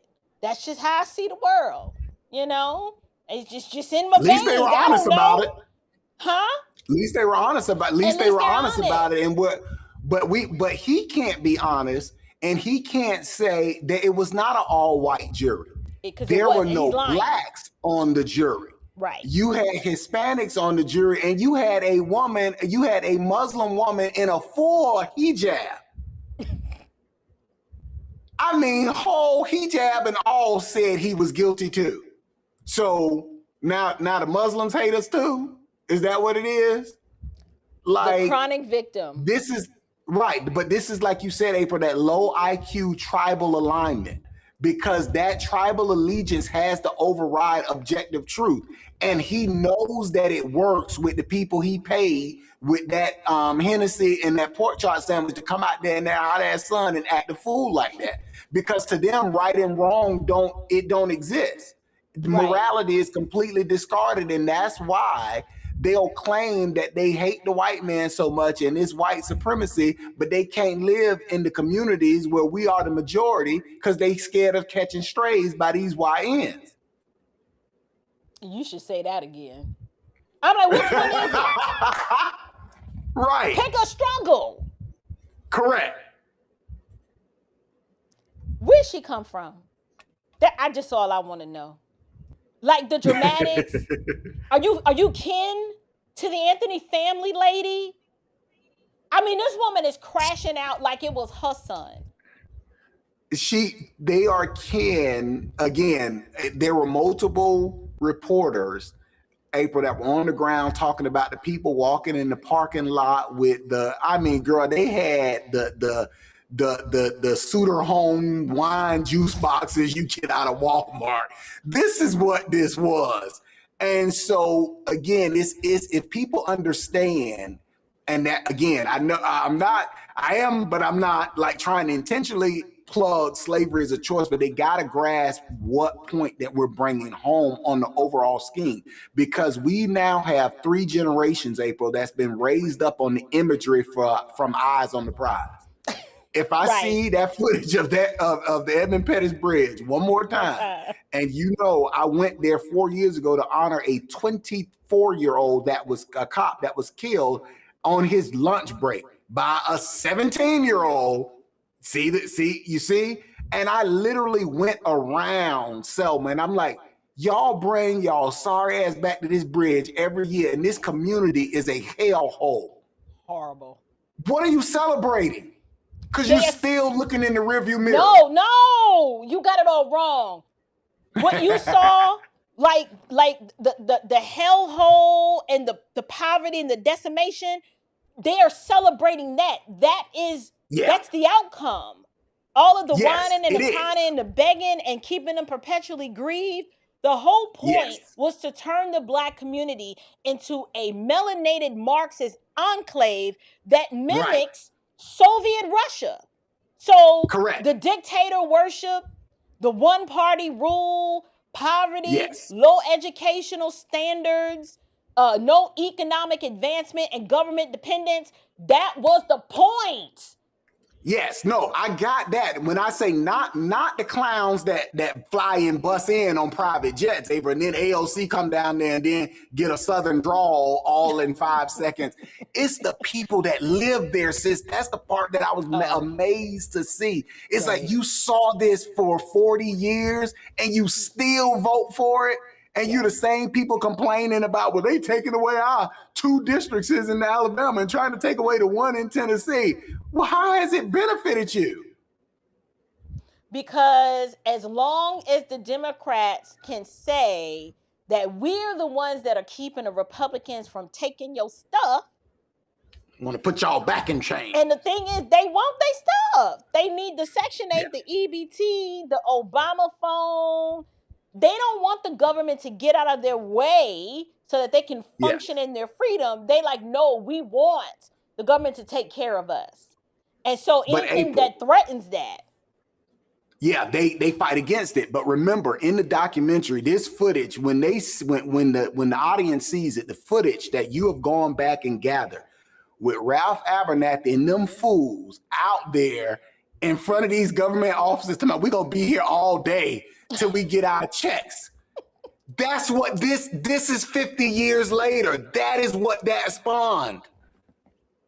This is the You ain't at work. You're out here about people you don't know crying on camera and cursing people out. With box wine sitting on the curb. Yes. And Popeye's chicken. Can you drink out in the open like that in Texas? They were. I thought there was some sort of laws against that, like open contain, or is that just in a car? I don't know. I didn't know you could do that. Just be in front of the courthouse. I be drinking. Like you can do that. Tailgating like it's the University of Texas versus Texas A&M. Man, get. It's the Soul Bowl. What? Y'all. No, we are not in Texas. Shadow the Titan Wasp. I'm sorry. We are not. What we're about to do now is, all right, y'all. We here. Buckle up. We about to. Okay, so first, what I need to do is viewer discretion is advised if you have children with sensitive ears. You look. I'm grown and it's 9:40. If your babies are still awake, I need you to shepherd and parent your own household, okay? Jeff is going to let loose a few expletives, and he's grown. And while I'm not advocating use of said perverse speech, I am warning you in advance that a few do slip out, and we're going to grant Jeff some grace because his son was murdered and he's having a moment. Okay, I'm just giving y'all a heads up. So let's go ahead, and you can't see what I'm looking at. I see that you can't. I saw a calculator. It's just sitting there. Hi, y'all. Let's get into this. I'm surprised, honestly, by human race and mankind of the despicable, vile display of the most uncompassionate, unempathetic, uncaring, soulless individuals who choose to monetize the death of a dead child or speak very derogatory of him or make memes and talk all over the internet about my son while I'm under a gag order and can't respond. It's like being tied to a chair and someone is slapping your face back and forth, and you can do nothing about it but take it. Well, that day is ended. The muzzle's off. And all you people, I'm telling you up front right now, this is a warning. Karma's a bitch. Vengeance is mine, saith the Lord. I don't have to come after you. It's going to take care of itself. People are going to see you for who you really are now. And if we want to talk individuals, we can, because I couldn't speak about this in court. But I can speak freely now because the gag order is lifted. Tiffany Billions, Wackadoo, McAdoo, whatever her last name is, I'm not going to throw insults at you because I'm not going to lower myself to your level. But you're despicable. Drew Anthony, Kayla, you're cowards.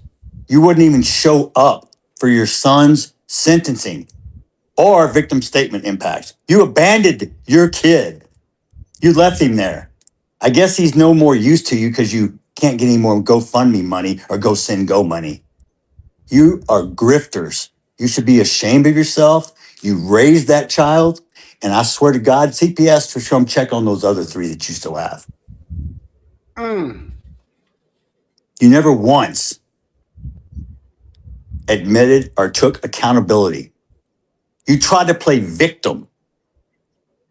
The real victim is the one who died, not the one who shoved a knife in his chest. I come to pray with you and show the world we can close the gap of this unbelievable racial divide. And what'd you do? You widen the gap even further. You hire a convicted baby shaking felon who's only in it for the money, who gives you bad advice, kicks me out of a press conference. Oh, funny. I was somewhere I wasn't supposed to be, but I left when asked. I didn't stab anyone. And then you proceeded to gaslight me with your convicted felon, quote, advocate, minister? Minister of what? Minister irrelevant? Minister of bullshit? How about minister fuck you? Ooh, Jeff, man. Y'all think I'm a saint? I'm no saint. I'm as human as you. I have emotions. Just because I'm a Christian doesn't mean I don't sin, because I don't walk on water and I don't turn into wine. And anybody else can, step up. Don't become kicking rocks in my backyard. Look in your own. The display of adults on the internet. If your children saw how you acted, would you be proud? Or is that what you teach them? Do you teach them that racism is okay? Do you teach them? Do you inbred? Do you program your kids to hate? I'm gonna stop it right there because I don't want you to lose your train of thought of what you'd like to engage with so far. Yeah.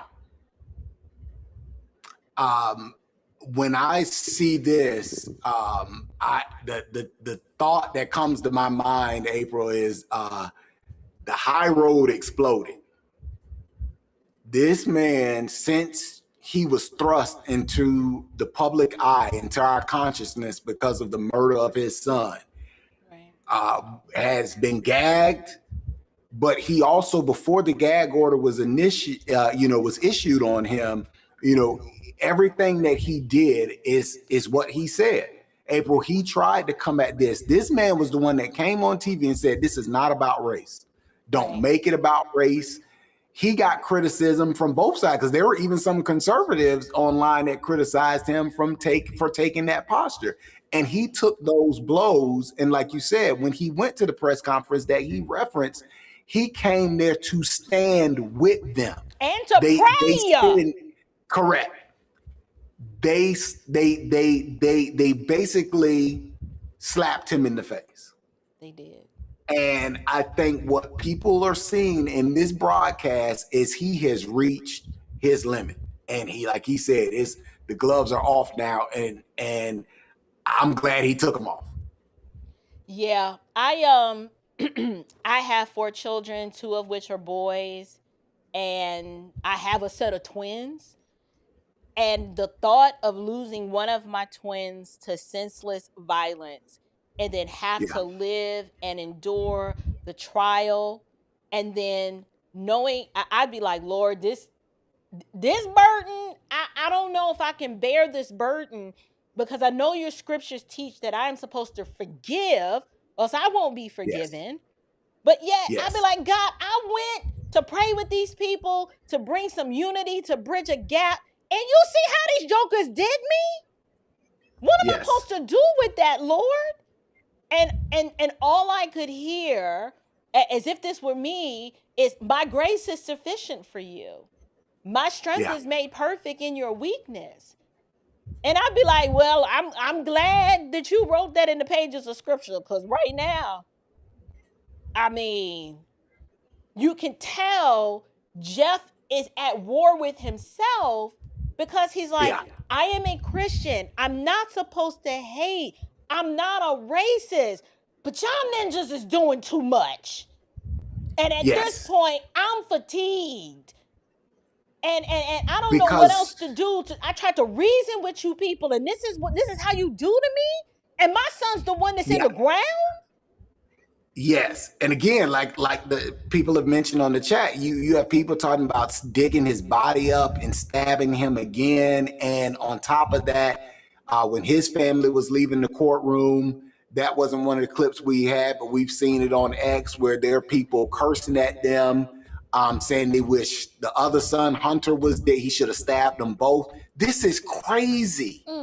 This is evil. And he has had enough. And I think reason why I called you, April, because I think the nation has had enough of this. Right.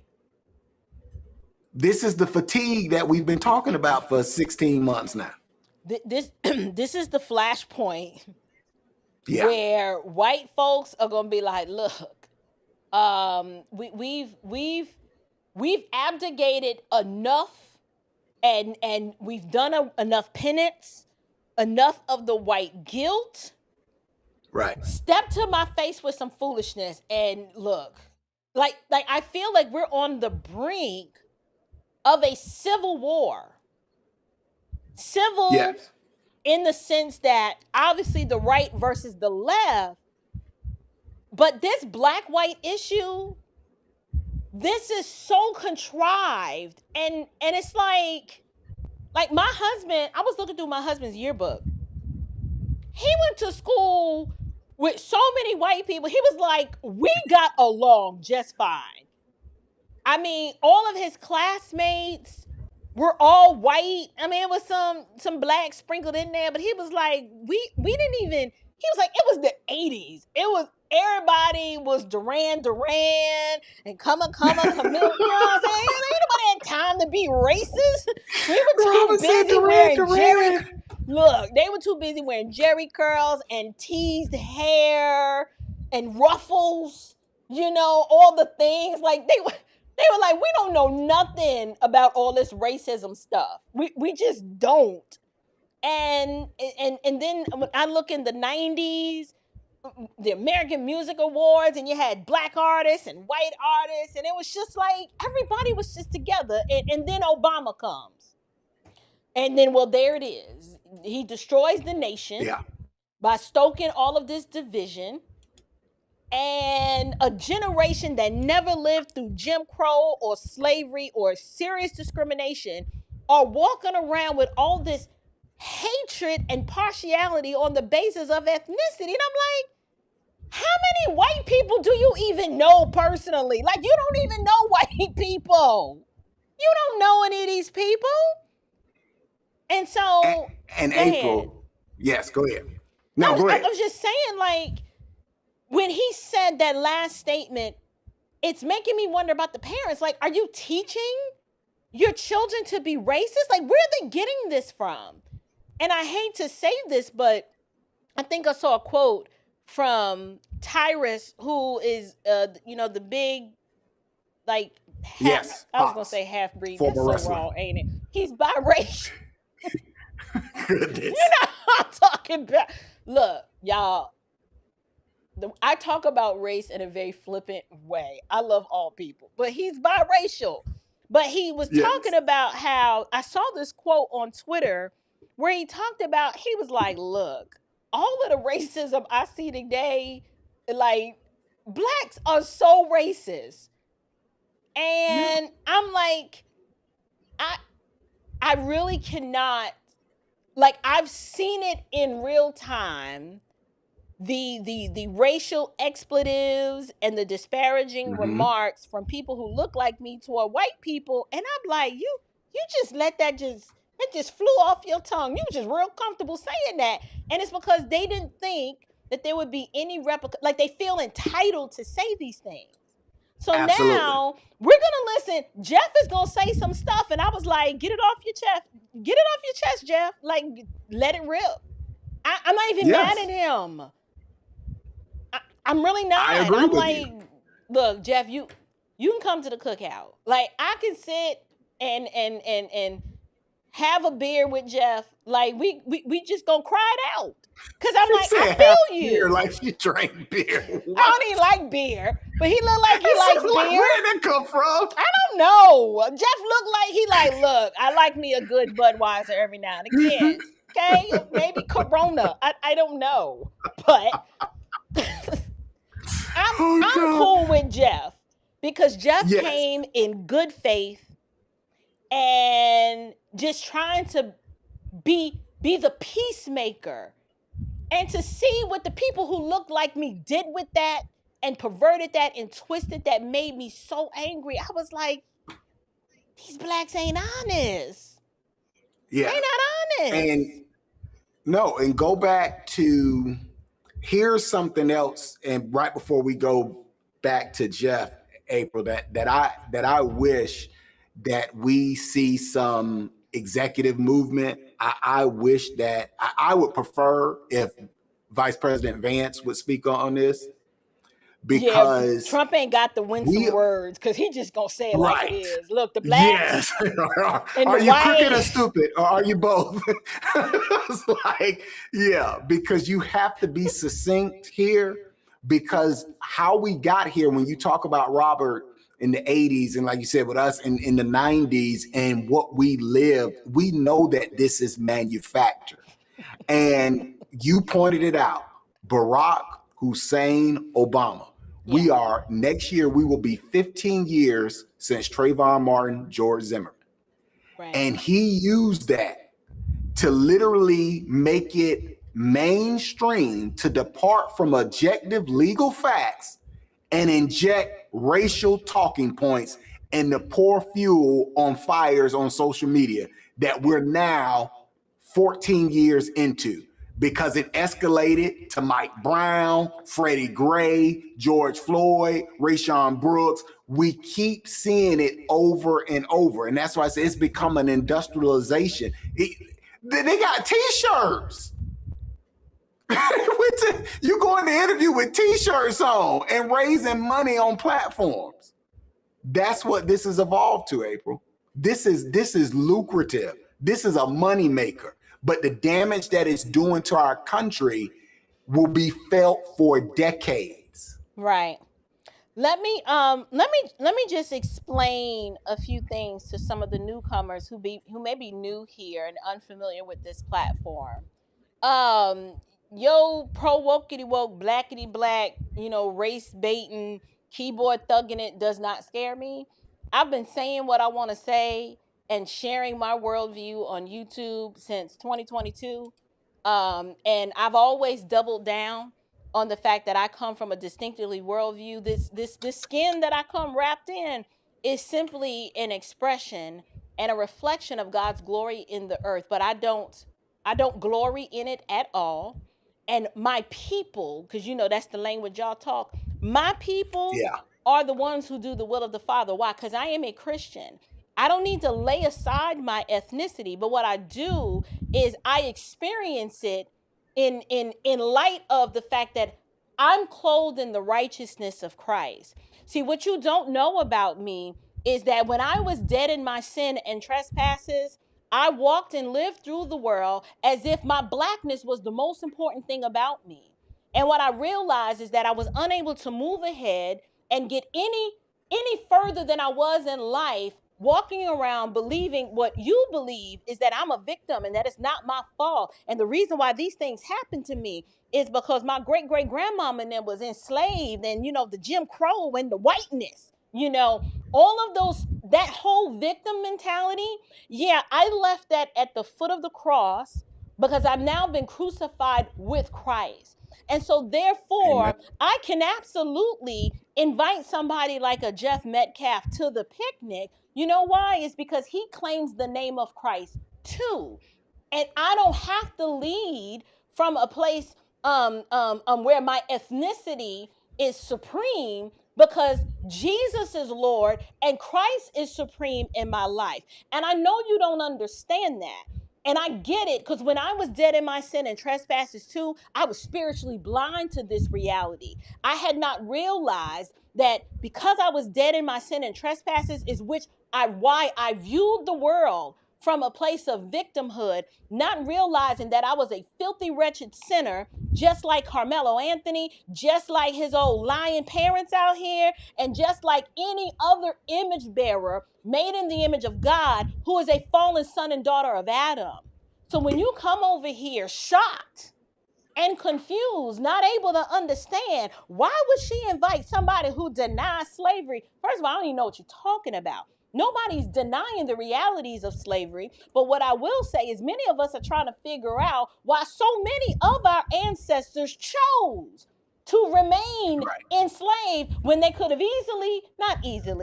let me rephrase, could have chosen freedom like over 100,000 did. So if 100,000 could choose slavery, that means that the choice was available and some just chose not to.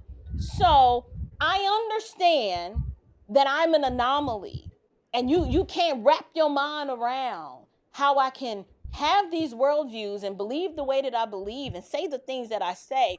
I would implore you to help you understand is that I'm free in Jesus. So I'm free from the applause to please invisible friends. Like, I don't know you. You don't know me. You don't have to be here, but we let you stay here and engage in this chat for that. Now, we can block you, but we trying to be nice. Okay, now I ain't said nothing. I done seen your retarded remarks and your brain dead lack of logic. I've seen it. And I've been real kind and gracious to you and allowed you to stay. But I can bid you a good night and have the moderators treat you like the nuisance troll that you are. So we can do this the easy way, or we can just embarrass you and kick you out. But you can stay and learn something, or you can go. It's really your choice. So yes, Jeff can come to the cookout. But the Karmelo Anthony family, they can't come because they evil. Right. It ain't because they black. That ain't it. This color don't mean nothing to me. I'm from the hood. I've been around black folks my whole life. I knows you. Entire life. I know you. Entire life. My whole life. let me piggyback off of you, sis. The Lord brought us together because so much of our story is similar.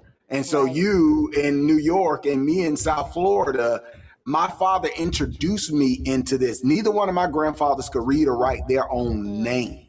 Couldn't sign their checks if they had them. My father dropped out of high school being the oldest male child born in the 40s because he was the oldest male child and had to pick the crops. I had my choice of whatever university or film school I wanted to go to by 1996. We're talking 2 generations. Right. So what's your problem? That is the question that exactly because you're the victim. And when I say things that he introduced me to, sis, like a father, like a real man should, this man brings me to a little league football team with a Confederate flag as the symbol in 1987. I get cheap shot at white boy stands over me. Take that, nigga. Oh, that's what he said to you? All white team. That white coach snatched that boy up so quick. And when I tell you those people called my dad and said, don't leave, that transformed my life at 11. Wow. They wanted you to stay and play? Correct. The end of the year, I'm the captain, and every year after that. High school is a similar. Was it because you was the DEI black kid, or was it because you was good? No, that's why the cheap shot came, because I was laying people out. Now, like what you and I and Vince joked about. Now, what my dad did do, because he was also Nino Brown, is he brought Reese the next day, my younger brother, who he was like, I gave you the ambassador. Now I'm going to give you the thug. Now they're going to play together and you're going to see how we do it. But it was when you, like you said, when we've lived this and we know what God's grace is, and we know what the American dream produces, then why would we choose to be bondage? Why would you still be a slave in your mind? That's good. That's good. And when like you said about Jeff being invited, why it hits the way it does, April, because this is, like I said, what Jeff is going through. I've seen this up close and personal with these officers.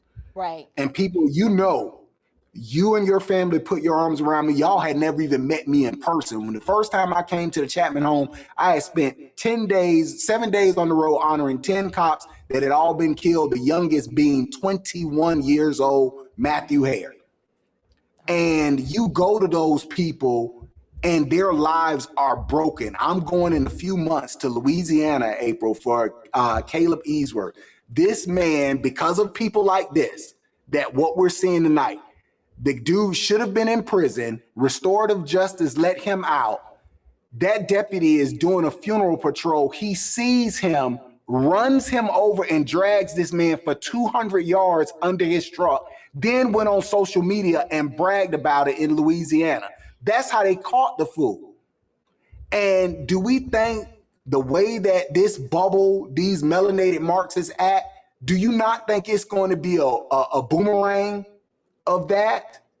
What you and I are doing is going, like you said, you help me to go into these communities and say, this is not everybody. The love of Christ is why I'm here. I didn't know your son. I didn't know your daughter, but I love you enough with the love of the Lord to come to you and say, I'm honoring him. And I could have sent a letter, but it's important that I put my 6'3", 250-pound arms around you and say, I love you. And show up in person. That's what we do. Right. So that's the part that people don't understand. They don't understand that we're not just talking heads on the internet. We're actually doing life with all kinds of people. And they don't get what Christ has accomplished for us. When we say we're reconciled to God and then therefore reconciled to our fellow man, they don't have a point of reference for being reconciled regardless of ethnic distinction. They have no concept of what the gospel accomplishes by grafting in all of us wild branches, Jew and Gentile, together, being adopted into the family of God. And the family of God, i.e. the church, is from every tribe, tongue, nation, and people group. So if someone claims the name of Christ, like I ain't never heard Carmelo Anthony and them's family talk about being a part of the family of God. Now, they've got this fake pulpit pimp preacher speaking on their behalf, but I don't have to listen to what you say. I just look at what you do, and I can see Absolutely. your fruit is from Satan. Jeff Metcalf, on the other hand, okay, we're going to extend him some grace because, look, he letting them F-bombs fly. And I'm like, dang, Jeff, I get it, though. Look, your son. Jeff don't have enough. Jeff done. He done with y'all. He like, I tried the can with these people. You saw me. You saw what I tried to do and what they did. And God is like, look, vengeance is mine. I will repay. So right now, these are just some words. These are some words. We're going to let him get his words out. But I understand the place where this comes from. Yes. Because he's literally, like he said, the despicable, vile display. And how you're monetizing the death of somebody else. Like their kid didn't die. Correct. And they talking about believe Karmelo. What is it about Karmelo you want us to believe? You want us to believe the lie that you've been selling? Right, and that's the problem. We get so reckless with words in our culture, April, and we say things, well, both families lost. No, they can go visit their son every 2 weeks or whenever his visitation is allowed. Austin ain't here no more. Right. That is two completely different things. Karmelo can still redeem whatever time he has left on this earth, like we all do, from behind them walls. But those people's son, Austin ain't coming back. So no, they didn't know he's incarcerated for what he did. They can go visit him on visitation day. But I don't know if they will because they didn't come around. They weren't in the courtroom when he was sentenced. But Jeff won't talk about that. They don't care about that boy. Notice they had no problems camming up, but they couldn't show up to the sentencing. Where did you need to be, and what did you have going on that was so pressing and so important that you couldn't be there for that? And this is your kid. Correct. So when Jeff calls that out, call him a coward, and y'all, this is not a laughing matter.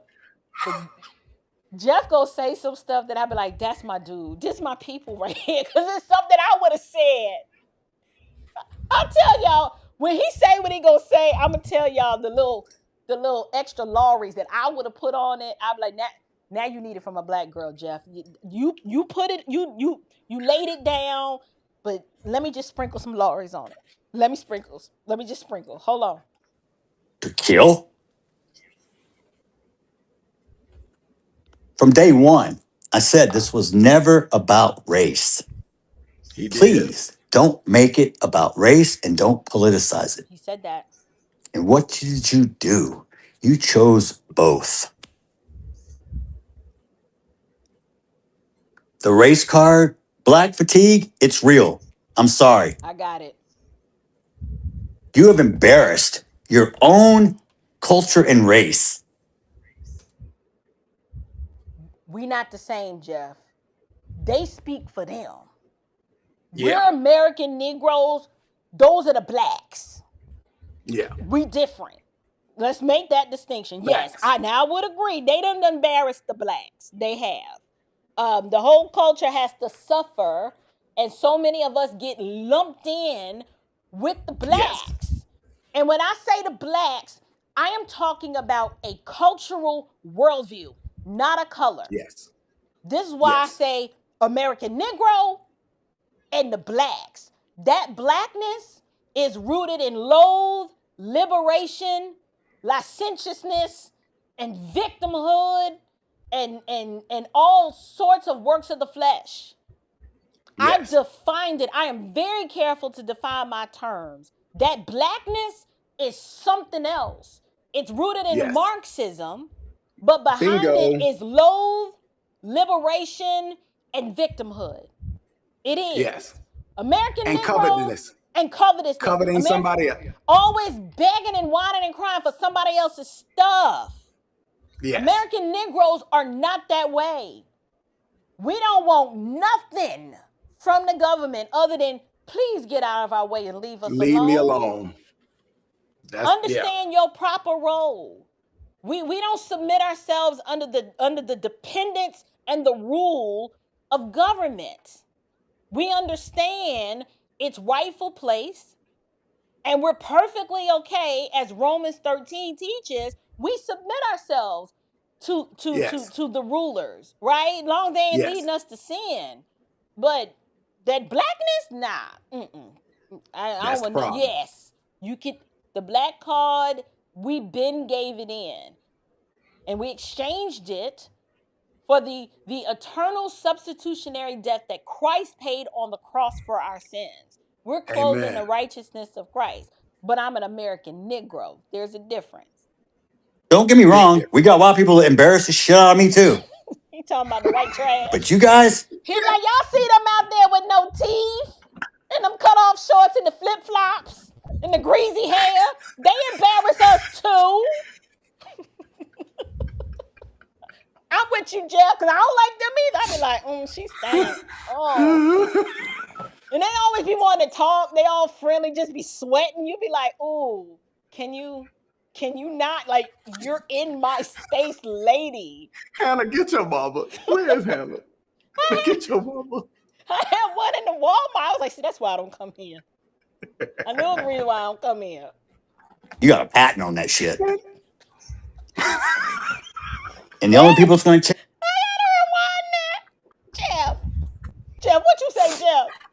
Jeff said. It's about to get real. Culture and race. Don't get me wrong. We got white people that embarrass the shit out of me too. But you guys, you got a patent on that shit. And the only people that's going to change it are you. He's right. Don't blame the white person because we can't change it. He's like, I can't help you. But you're going to blame the white person for every fucking thing else. We're the bad ones. We're the one that held you down. Guess what? You can do everything in America that I can do. Tell me one thing you can't do that I can't do. We all have equal rights. What's it say? All men are created equal. But Jeff, they don't believe that. They literally do believe that the white man is superior.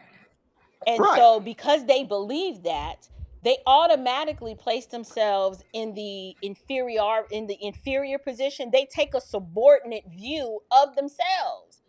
And so that's why they act the way that they do. But then in the inverse of that, they have the black supremacy thing. That's why I be like, pick a struggle. You come and you're going, you come and you're going. Either the blacks are the greatest thing since sliced bread, who built the pyramids, and y'all built the country. And I'm like, well, you built the country, yet you can't build up your own community. So which one is it? Somebody's dry snitching or lying on a skill set of yesteryear. You won't stay in order. You're not working with me tonight. What? You will not stay in order. How I got you points. say I thought we was gonna let this country Jeff was go. built on our backs, yet every time you go in the hood, it look like a war zone. I'm like, well, somebody's building skills is deficient. Which one is it? Because either your ancestors built it and you didn't pick up the skill, or somebody's lying. I'm just saying. April, do you know who Larry Reed is? Yes, the little saucy in Atlanta, the radio in host. Atlanta. Yes. Yes. Because I thought we were gonna come to this later, but y'all know how April is. We can give her a script, but April gonna do what she want to do. Tina Turner over here. This fool said this morning that it's time to drain and build. This man got on the air and said it is time for a mass exodus of us back to Africa. I was gonna say, where they think they're going? The Africans don't want you. That's number one. They ain't sitting out now one raft to come get none of you ninjas. Are you kidding me right now?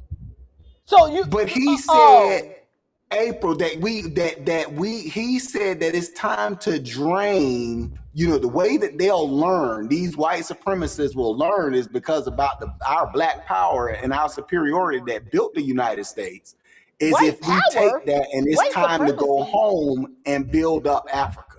You know what? I agree. Please go. Lord, may it be your will. Give each one of you, give $100,000 to renounce your citizenship and go build Wakanda. Oh, wait a minute. Now that's my money. I ain't say that. Now you want to go, you can go on your own recognizance, on your own accord, and on your own dime. Since you pimping like that. Wait a minute. So he said they want to drain and build. Drain what? Yes. The money burn a hole in their pocket as soon as they get it. Drain what? Oh, you mean all them black banks with all that money in it? That's what are we draining?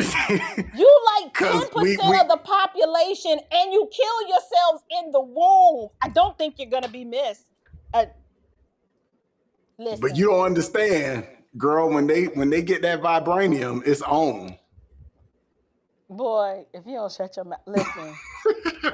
So wait a minute. So they want to go back to the continent that ain't been able to build its own. They ain't built nothing over there themselves. But the addition of the black American that's absolutely privileged and super lazy, this is what they say, according to the Africans. The Africans are like, look, y'all American blacks are trifling and lazy and entitled, and we don't want you. This why we sold y'all, took you to the coast, and put your behinds on a boat. We ain't want to have nothing to do with you then. So what you coming back for? And then go where? And build what? Build what? They have failed to build. They can't even build up the MLK Boulevard in their own city. What are we talking about? This is the black delusion that makes me say the things that I say, because this is just ridiculous. They're just puffing up their own chest and making themselves feel better. This is the copium that they have to smoke to dull their senses to the reality of the fact that white folks ain't been thinking about you, and now they really are tired of you. They done extended a whole lot of grace, and now the grace is running out. Right. And like I said, in response to that, his logic is that, it's time that we drain this place of its benefits that we brought to it and go home and build. Let me guess. they gonna mine diamonds and vibranium. I need to hear it for myself. I don't believe you. I don't believe you. I don't believe you. There's no way. I'll send it to you. Please, why are you still here? When you had that relationship, they always threatening to leave. You'd be like, but you're still here. When you gonna go? When are you going? Just leave already. But that's the sentiment that you're going to hear come out as he talks. Because like I said, this is a microcosm of how the larger audience is starting to feel with the black fatigue. All right, let me let him cook.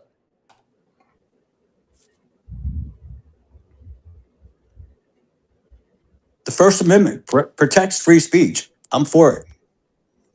Free speech doesn't guarantee you safety. Perfect example, Charlie Kirk, a man who I admired, looked up to. You know why? Because he could fight with words and he got killed and logic. He didn't need fists, guns, or knives. No.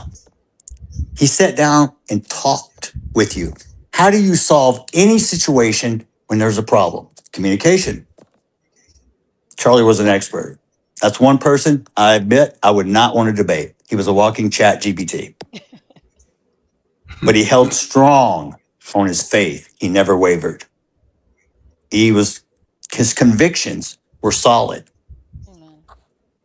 He was a good man. Taken too soon also. Some people called him racist. Some people call me racist. Does it make me racist? No. My grandfather once told me, What other people think of you, son, is none of your business. I didn't quite understand it then, You but do I now. understand it now. The only person that judges me is God. And God sees all. I know that's right. Listen, I'm with Jeff.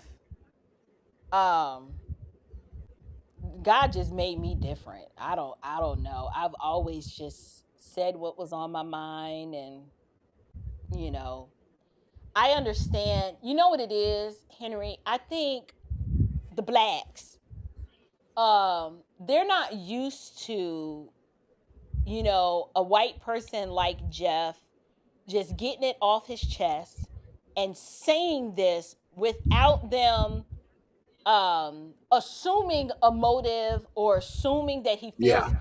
some way. Like, for whatever reason, we have centered ourselves at the center of every conversation, when in reality most people are just going to work, raising their kids. They just want to pay their mortgage and keep gas in their car. Like, they're not thinking about you. No one has that kind Absolutely. of energy or time to invest in being worried about what you have going on. But somehow we have this ethnic narcissism where we Yes. really believe that we are the center of the universe, and that all things Yes. in the lives of white people either begin or end with us. And Correct. I don't know if it comes from this. I don't know. It's just an improper view of another sinner, of sinners viewing themselves in an improper way. And instead of us having a proper anthropology about ourselves, we center ourselves as if we are the most important thing. And I it's love Lisa Me. anti-Christian. Yeah. Mm-hmm. It is wild. I'm gonna let you chime in. I just don't want to neglect these super chats because they are piling Yes. up. And I just want to thank you guys Yes. from the bottom of my heart. I'm so grateful for each and every one of you who support this platform and give by way of super chat, or whether you're clicking the QR code to support our film Slavery is a Choice. We are so grateful for you. By the way, let me go ahead and do I have it? No, I don't think I do. I thought I had that QR code somewhere, but I don't know what I did with it, and I don't want to try to find it and then mess this up. So let's just go straight to the super chats. We got Son of John is back. Oh no, I didn't mean to do that. Sorry. Service of choice. Yeah. My bad. Son of John. Look, we do not need to do streams together because you ain't got no self-control, and neither do I. I'm just waiting. Thank you for the super chat, Son of John. I'm just waiting for Jamal Bryant, Freddie Haynes, Ralph West, that's his name, Marvin Yes. Sapp, to blend this mess into a sermon, and all of the congregation are going to be on the racism juice, then do a march. I'm going to tell you, look, I ain't a prophet. It's coming Sunday. It's coming Sunday. Jamal It's Bryant coming. is going in. Y'all know he don't He gonna spend come no. in the pulpit with a pink suit on for Listen. Pride Month, and he gonna go in. He don't spend no kind of time studying the scriptures because he don't know God or his word, but he know how to race bait and grift. Yes. I'm telling you, Karmelo Yes. Anthony, he gonna have hashtag believe Karmelo. He On gonna the have an screen all band. behind him. He gonna do something. He can't help Yes. it. He can't help it. I guarantee you. Son of John is right. Or he's gonna try, or either that's gonna happen, or he gonna take up an offering. Yep. He gonna take up an That ain't offering gonna from never. the Karmelo family and tell them that because we gotta take off a little bit off the top for us. But this for y'all. But call me if you need me to do a press conference for you. And then we can work out, Yep. Look. Iron Triangle 101. Trifling. Brother Ron says men are supposed to take lead, take charge, and accept responsibilities in his whole house. And he did not do that for his family. Brother Ron is referring to Carmelo Anthony's father, who I've noticed always tends to take this really weak, subordinate, beta man approach. Beta. Right. It's the matriarchal squalor. He don't know no better. Lord help us. Sister Amethyst said, just because he graduated doesn't mean he can read. But that's a subject for another day. If you know, you know. He should have never been allowed to walk. Shame. True. Yeah. Now who? Right. And look, there's a whole lot of kids graduating high school who they reading the word silhouette, what? Forget it. I can't even. They can't read. Johnny literally cannot read, but he got a high school diploma. He does. Shadow the Titan Wasp says, are y'all in Texas? Oh, I think I answered that already. No, we're not. It's too hot in Texas for people of my station in life. My girl Lorena said, ratchet.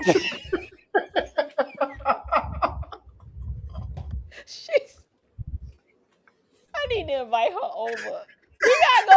We gotta do lunch then. Cause I need to cut up with somebody that get it. Ratchet people smell.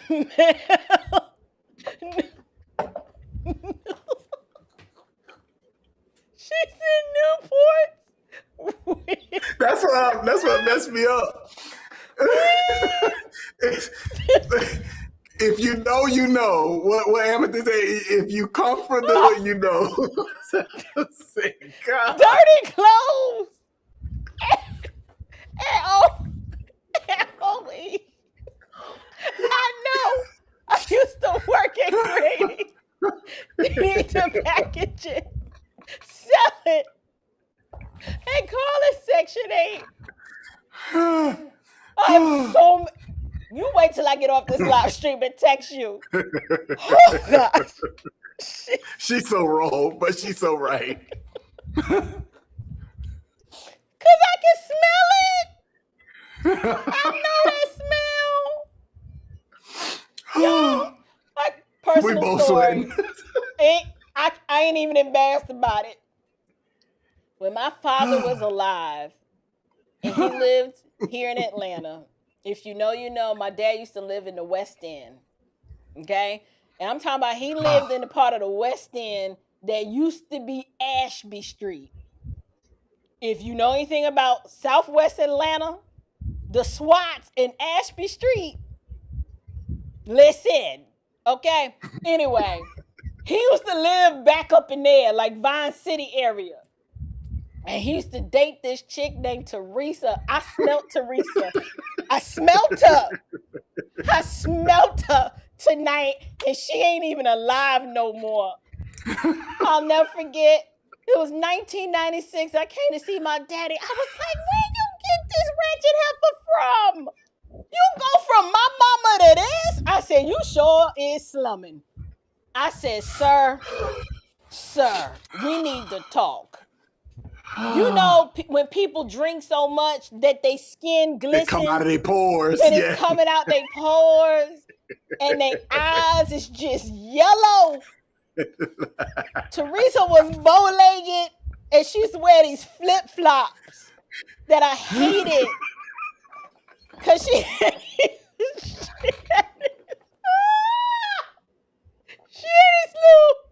these little club toes. I used to want her to. I'd be like, why you can't wear some closed-toed shoes? I can't breathe. I don't want to see those. I'm traumatized. I was 17 years old. I still have this imagery And that smell that Lorena described, it's that Vine I City blame smell. Lorena for this. It's that Vine City smell. And she had a little project ponytail to match. And this is when I knew my father had hit rock bottom. I said, yeah. I said, Mama, Daddy down bad. He done moved down there and got, whoo. Can we get back on track? It's no help for you. This, if y'all want to know, I give them some inside of baseball. This is what it's like working on a standard house media project. And why we have to have multiple days because April get on this tangent and Vince want to bring up Elvis story. I think she did have Ricketts. Cause okay, Ricketts, y'all. We done lost. Ricketts is when you have a vitamin C deficiency? Yes. And your legs is real bold. I think she had Ricketts. Go to the next super chat, please. Oh, God. She has lost it. We need backup. Oh, God. Listen. Paul, I think she did have Ricketts. I do. You know, my Paul daddy ain't helping. Paul, my daddy went to jail over this chick. He loved this chick so much. Some dude, I don't know what happened. This was like the next year. I couldn't get a hold of my dad. So let me tell you, that's why I said, can't nobody steal my bona fides from me. I know hood life. I couldn't reach my dad. I'm a student in Spelman, and I'm calling. Finally, I just went over to the house, and this random dude in a wife beater with a cigarette hanging out his mouth opens the door, and I'm like, who is this? Who are you? He was like, oh, you must be Clinton's baby. Yeah, I am, but who are you? Oh, you didn't hear? No, hear what? Oh, no. Nah. Clinton got locked up. He down there at the Garnett Center. Oh, what you mean? What? My dad was like in his early millions. What do you mean my father is locked up? Put them hands up. He was defending Teresa and, he shot somebody in the foot or something. I don't know, but you can go down there. I'm like, you know what? Just close the door. You know how embarrassed I was? My friend from school brought me over there. He was like, man, I knew I liked your father when I met him, but now he got street cred. I was like, you don't get this hoodlicious. This ain't something to flex. This ain't, you know what I'm saying? Don't tell me I don't know hood life, okay? I can smell it. I smelt it when I seen that chick in that video. I smelt it.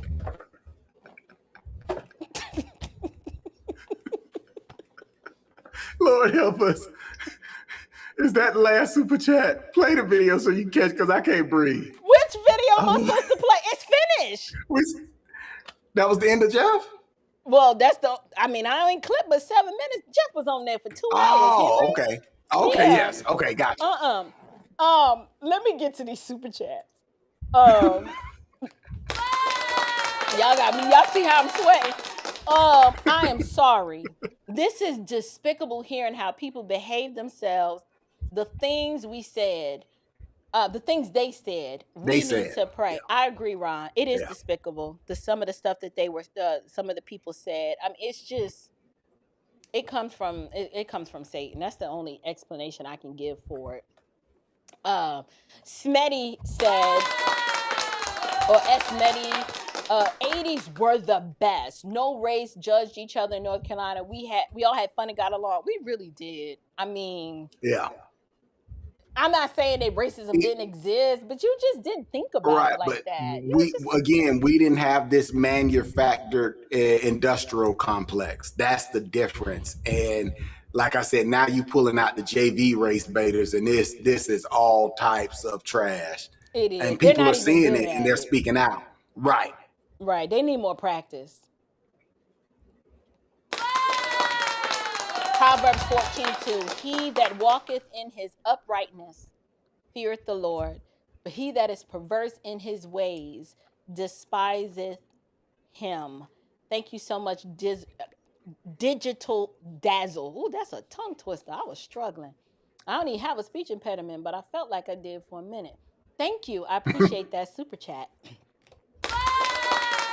Savrix says the guilt and compassion mind virus acts as a bypass mechanism over someone's self-preservation and survival. Ooh, he showing up to put them words together, don't he? Listen, I agree. The guilt and compassion mind virus acts as a bypass mechanism over the self-preservation and survival. That's where we are in this country, unfortunately, and that's not a good place to be in. Thank you so much for your super chat and your support. Ron is back. Faith without works is dead. Keep doing the works. Right. It's a both and approach. You show me a person who claims they have faith, but they lack works, and I'll show you, it's a saying, a faith that fizzles before the first is a faith. I ain't got bars tonight. I can't remember how it go. Don't worry about it. Like, she been a rap? Don't worry about it. Oh, that's what I just said. No.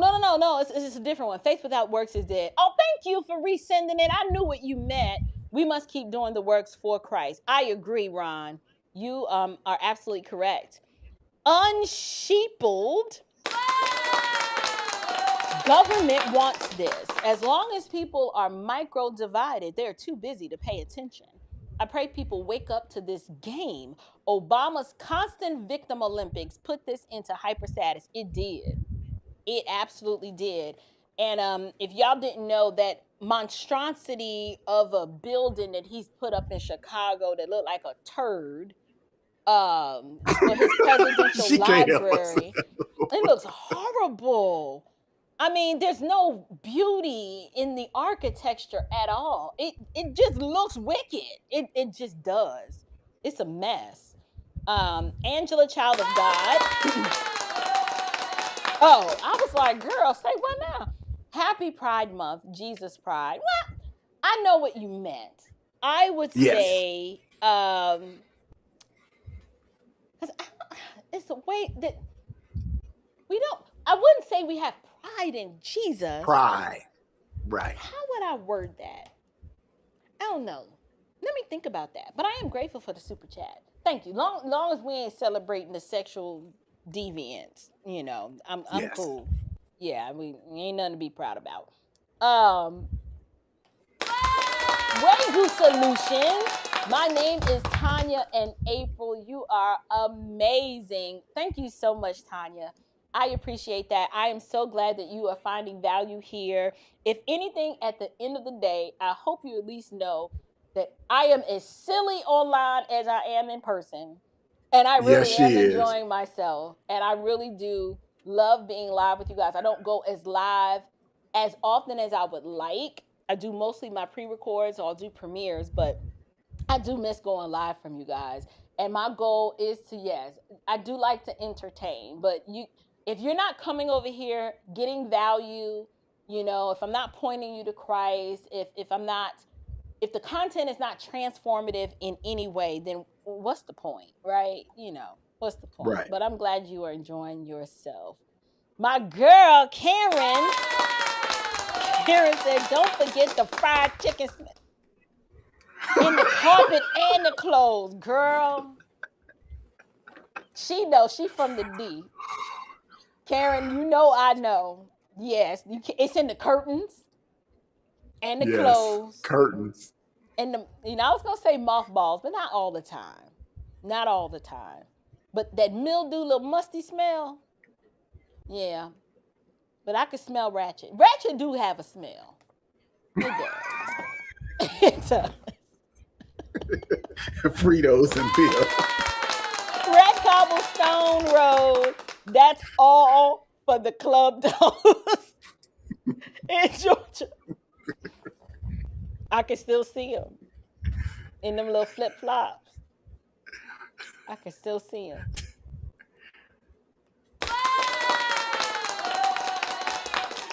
Shout out to Lamont. Flag on the play.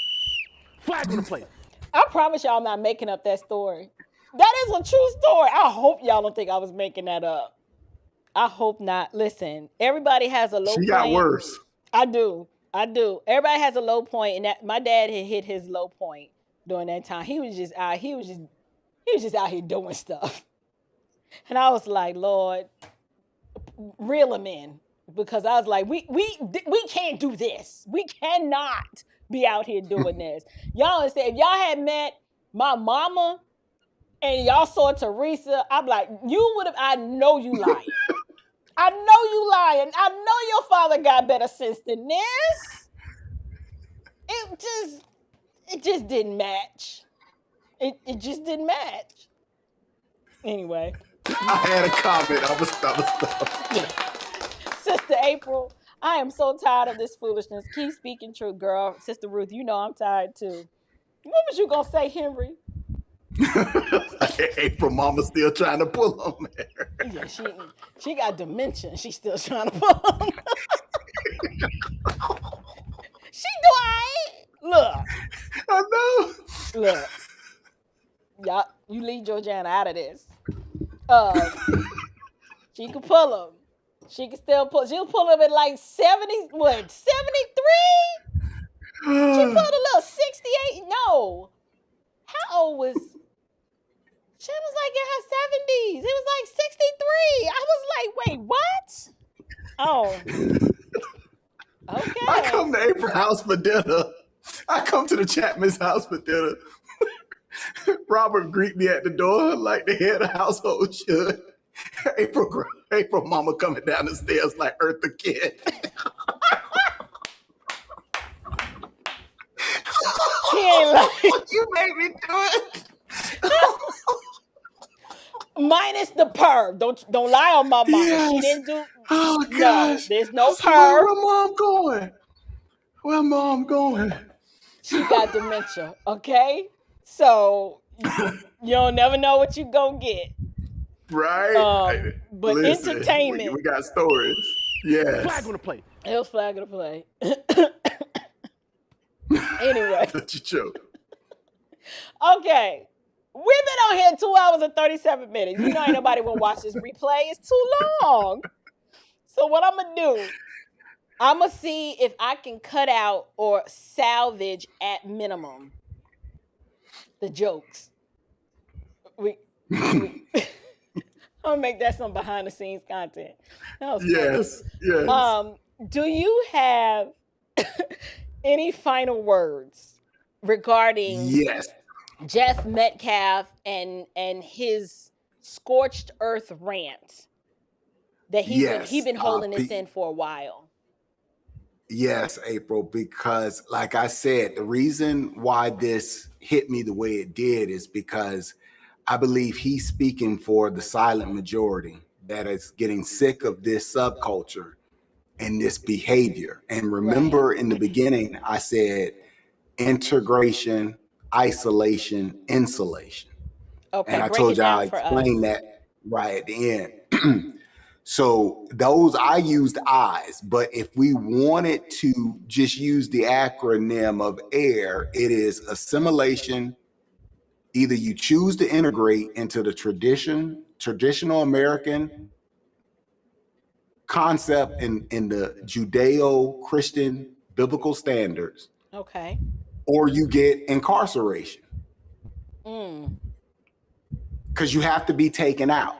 You got to be taken out of society if you can't follow the rules that any civilized society has to do. You have to isolate these individuals in the prison system. all of this restorative justice in this clown show and putting people back out on the street and saying that it's systemic racism is making it worse. It is. And if you can't understand, and if that does not work, April, and you have this subculture that we saw on display in Frisco, Texas, that's where the insulation comes in. Right. Because you cannot change the ideology of people who are the chronic victim. You gotta set hard boundaries. And that's why I live in the middle of nowhere in the Ocala National Forest to insulate my family and I, because we want peace. We don't want to be a part of that we grew up in. Right. And the government does it the way they want, that some are suggesting, and it's been done before. And Whitlock pointed this out, April. This has been done before. You can have reservations, and it won't be for Native Americans. But you will, if you refuse to assimilate and view the traditional standards, you view traditional standards as selling out, then society has to leave you isolated to your own spaces, your own enclaves where your chaotic rules run it. Just stop taking money from productive American citizens to fund it. So are you suggesting, like how we do have the Native Americans on a reservation and they got a lot of alcoholism and all kinds of problems? Are you saying that's going to be the fate of the second blacks? highest out of wedlock birth rate? Yeah, the cultures are mirroring each other so much. And I went to one 2 years ago to honor a 23-year-old officer that had been killed. And it's amazing. You're out in the desert. So, you know, the geography looked different. But when I went around and talked with the officers, they see the exact same problems as Detroit. What? Just in the desert. And With the Native out of Americans. wedlock birth rate is second to us. We are 1, Native Americans are 2. So they just, wow. So you said This integration, is- incarceration, insulation, and the isolation to a If you reservation? cannot assimilate, right. Yeah, if you cannot assimilate, then either people will do what I've done and they will try to isolate, or when the silent majority has had enough, then it's going to be reservations. You're seeing it more silently now and they're not saying it. You know, people have been crying about white flight for 50 years since post MLK, and you started burning down cities, and now they complain, you know, of how all the white people left. Well, the next step is going to be you will get your own towns. You will. You want segregation again? Be careful what you're asking. Because the same people were just crying a month ago talking about, well, now it's a pharmacy desert because we got to go a mile because we don't rob the Walgreens out of existence. That is, you're seeing, you know, previews of what is coming. And y'all gonna have Jasmine Crockett and Al Green and all these other failed poverty pimps. They're gonna be all over it. You all gonna be together. And I'm like, then you'll cry and complain. But I'm like, this does not end well like they're thinking that it will, sis. Right. You know what? You bring up a very interesting observation, and I can absolutely see how we are moving more toward what you've just described. Absolutely. We already have the incarceration part, but I think some would argue that we need another crime bill in order to course correct from this restorative justice foolishness. Like, for example, down here in Atlanta, we had an individual who stabbed this older lady on the MARTA train. On the metro. And restorative justice, he was a career criminal. Fonnie Willis, not prosecuting crime like she should. He's just into the out. And the way this man savagely stabbed this woman, and I saw the pictures or the video, the blood, it was gruesome. I was like, yeah, Correct. ain't no way. Now Right. definitely the insulation part, I would say that's why I've homeschooled my children. I have kept them Absolutely. from this subculture that I saw someone mention in the chat. They haven't even been exposed to do rags and the Taekwondo's and them. Like they don't.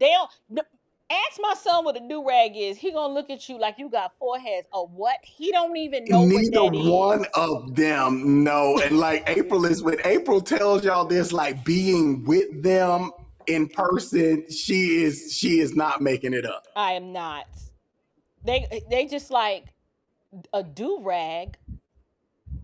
Is that something we clean the house What? with? Like they don't know Correct. what that is. They're not they're not being obtuse. They're just like, No. I'm unfamiliar with what that is. And if Hannah showed me one more K-pop video, but go ahead. She loves K-pop. Like she don't know nothing about no These Cardi are April's B. children. Correct. She got K-pop on her wall, and I ain't mad at it because I'd rather K-pop than a twerking or K Michelle. How about that? Correct. Exactly. You right.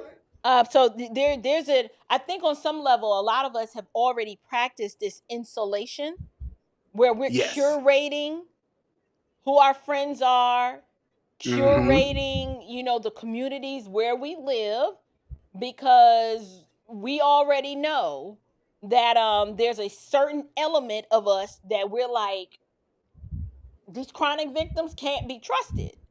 And so you just insulate yourself around them. But the reservation part, would you argue that the hood, as we know it, kind of already functions like a reservation? Absolutely. And that's why I think the clarion call, the warning is, if you think it's bad now, when you start, literally the people that you're saying, because again, these people are so crazy. They complained about white flight. Then when whites move in, then they complain, about it's being gentrified. Ain't never satisfied. Correct. And so when you literally see movements to pull, again, you have tribal police on the reservation. Right. When you see the standards being completely removed, and the government, the U.S. government said, well, we taking our hands off of this, and now you run it like you want. Right. Be careful what you ask for, because again, these other communities that you claim that you don't want to be around and that hate you so much, when they start becoming deed restricted and you can't get in, they're gonna beg to get there too. It's a reality. Why can't we go? We're seeing it already, but again, there has been, in our whole lifetime, there's been like this refrainment. And like I said, I think that this interview and what Jeff Metcalf said is going to reverberate for a while. It needed to be said, and I'm glad he didn't shy away and not say it. I am also, because you can never address it. This whole thing, and I'll share this with the audience, when we're out and we're on the road and we're covering things, when we went to honor Charlie's memory, that was a hard day for us, but that was a beautiful day. With believers of every shade and size and color and background. And we were there to celebrate the life of our brother. He was our brother. And despite you getting stuck in the Rio Grande afterwards, it's something that we will never forget because of, as one of the super chats said, and how Jeff Metcalf mentioned him. When you can't reason with people who are saying that, the other option you're going to get is not going to be that.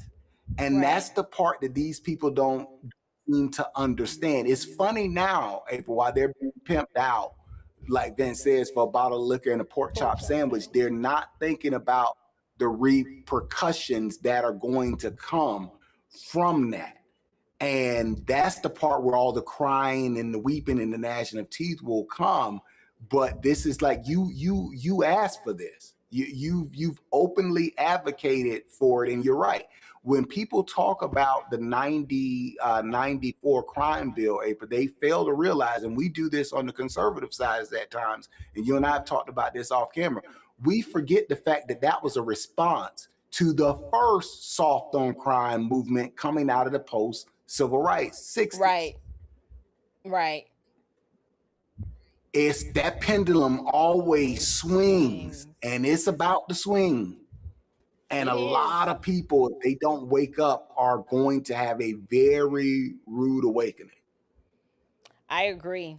Well, we have a few more. Oh, wow. We have a show sponsor tonight.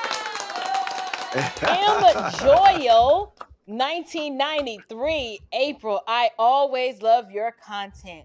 Remain unshakable. Thank you so much for your generous super chat this evening. I am so grateful. You have no idea.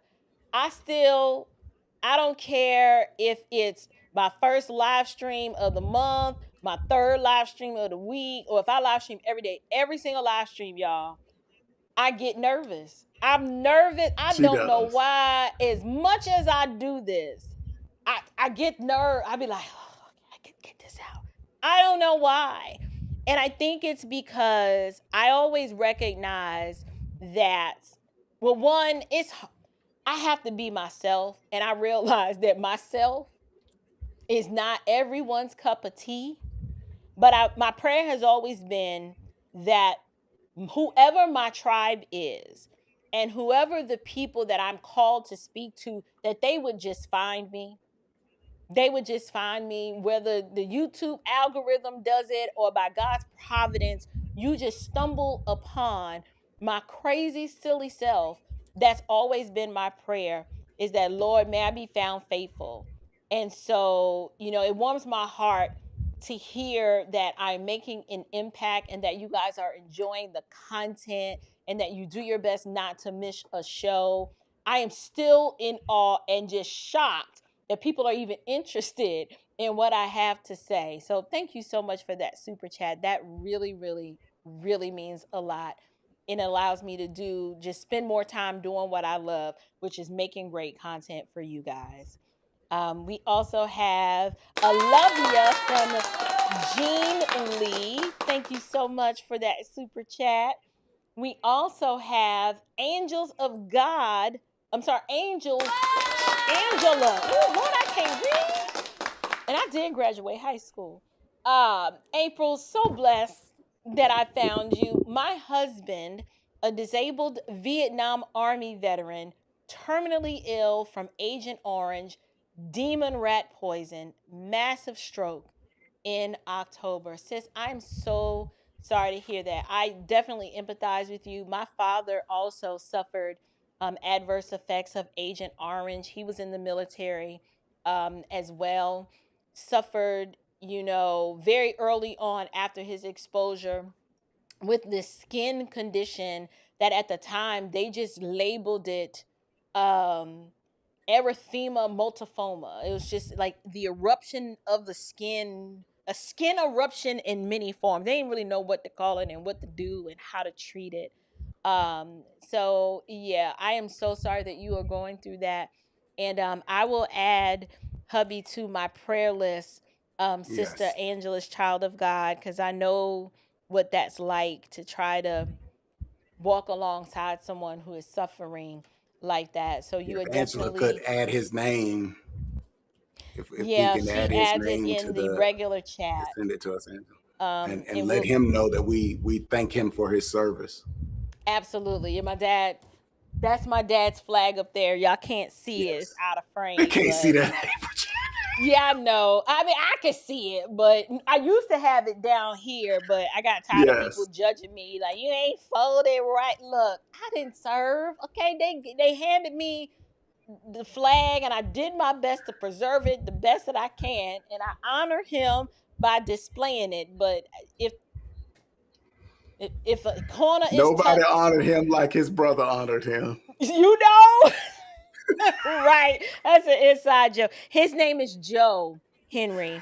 So we'll add Joe, Yes. our Vietnam War veteran, our brother, our faithful soldier, our American patriot. We will definitely keep him in prayer. So, Henry, thank you so much for joining me tonight. It's been a minute.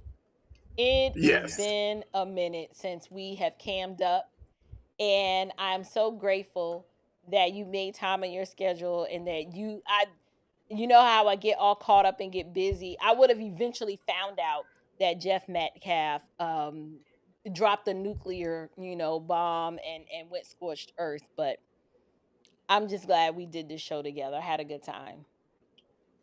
As always, as we again, the work that you do behind the scenes, we are so grateful, not just for your ministry, but your family, like our family, like literally.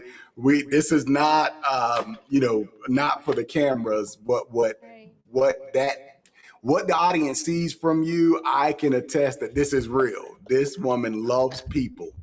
And when she loves you, she will walk over hot coals. Well, her knee messed up, but yeah, she It's she better. will go through. It's better. I've been working out and taking collagen, so my knees. But yeah, that love is what the audience sees, and the authenticity, and that's what we've missed. We're seeing that on display with this foolishness, and that's why I reached out to you. And I'm like, this is so important that I think we give people the call this out, but then show the opposite. Because for you have to expose darkness with light, and I thank you for giving me the opportunity to come on with you and do that. Absolutely. All right, you guys. Well, until next time, you guys, stand firm, stay bold, and above all else, stay unshakable. I think this is what I think it is, but if it's not, grace and peace.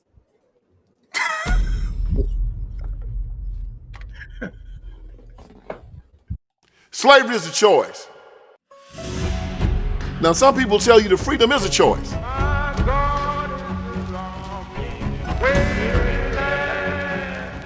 Well, if freedom is a choice, how can slavery not be one?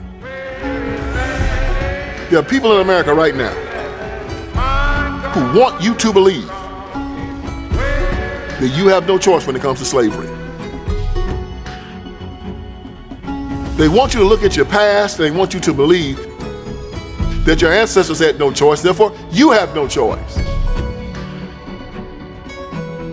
And if slavery was not a choice, how did 200,000 black people decide to take their freedom from their slave masters? By running away or by killing them? Patrick Henry said, "Give me liberty or give me death." They understood the concepts of liberty.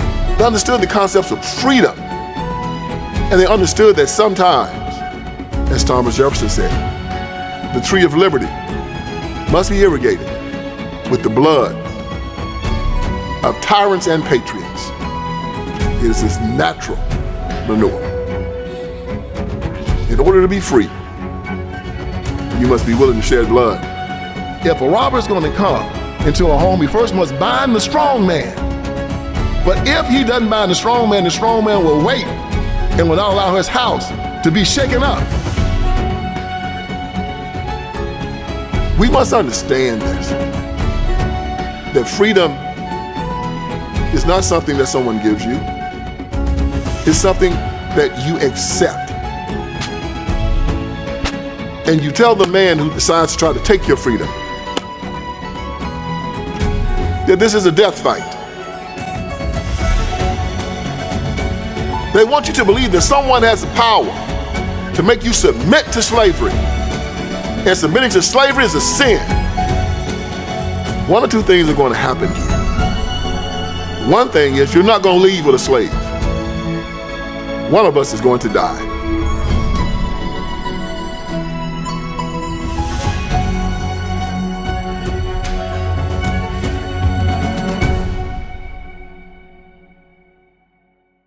Slavery is a choice.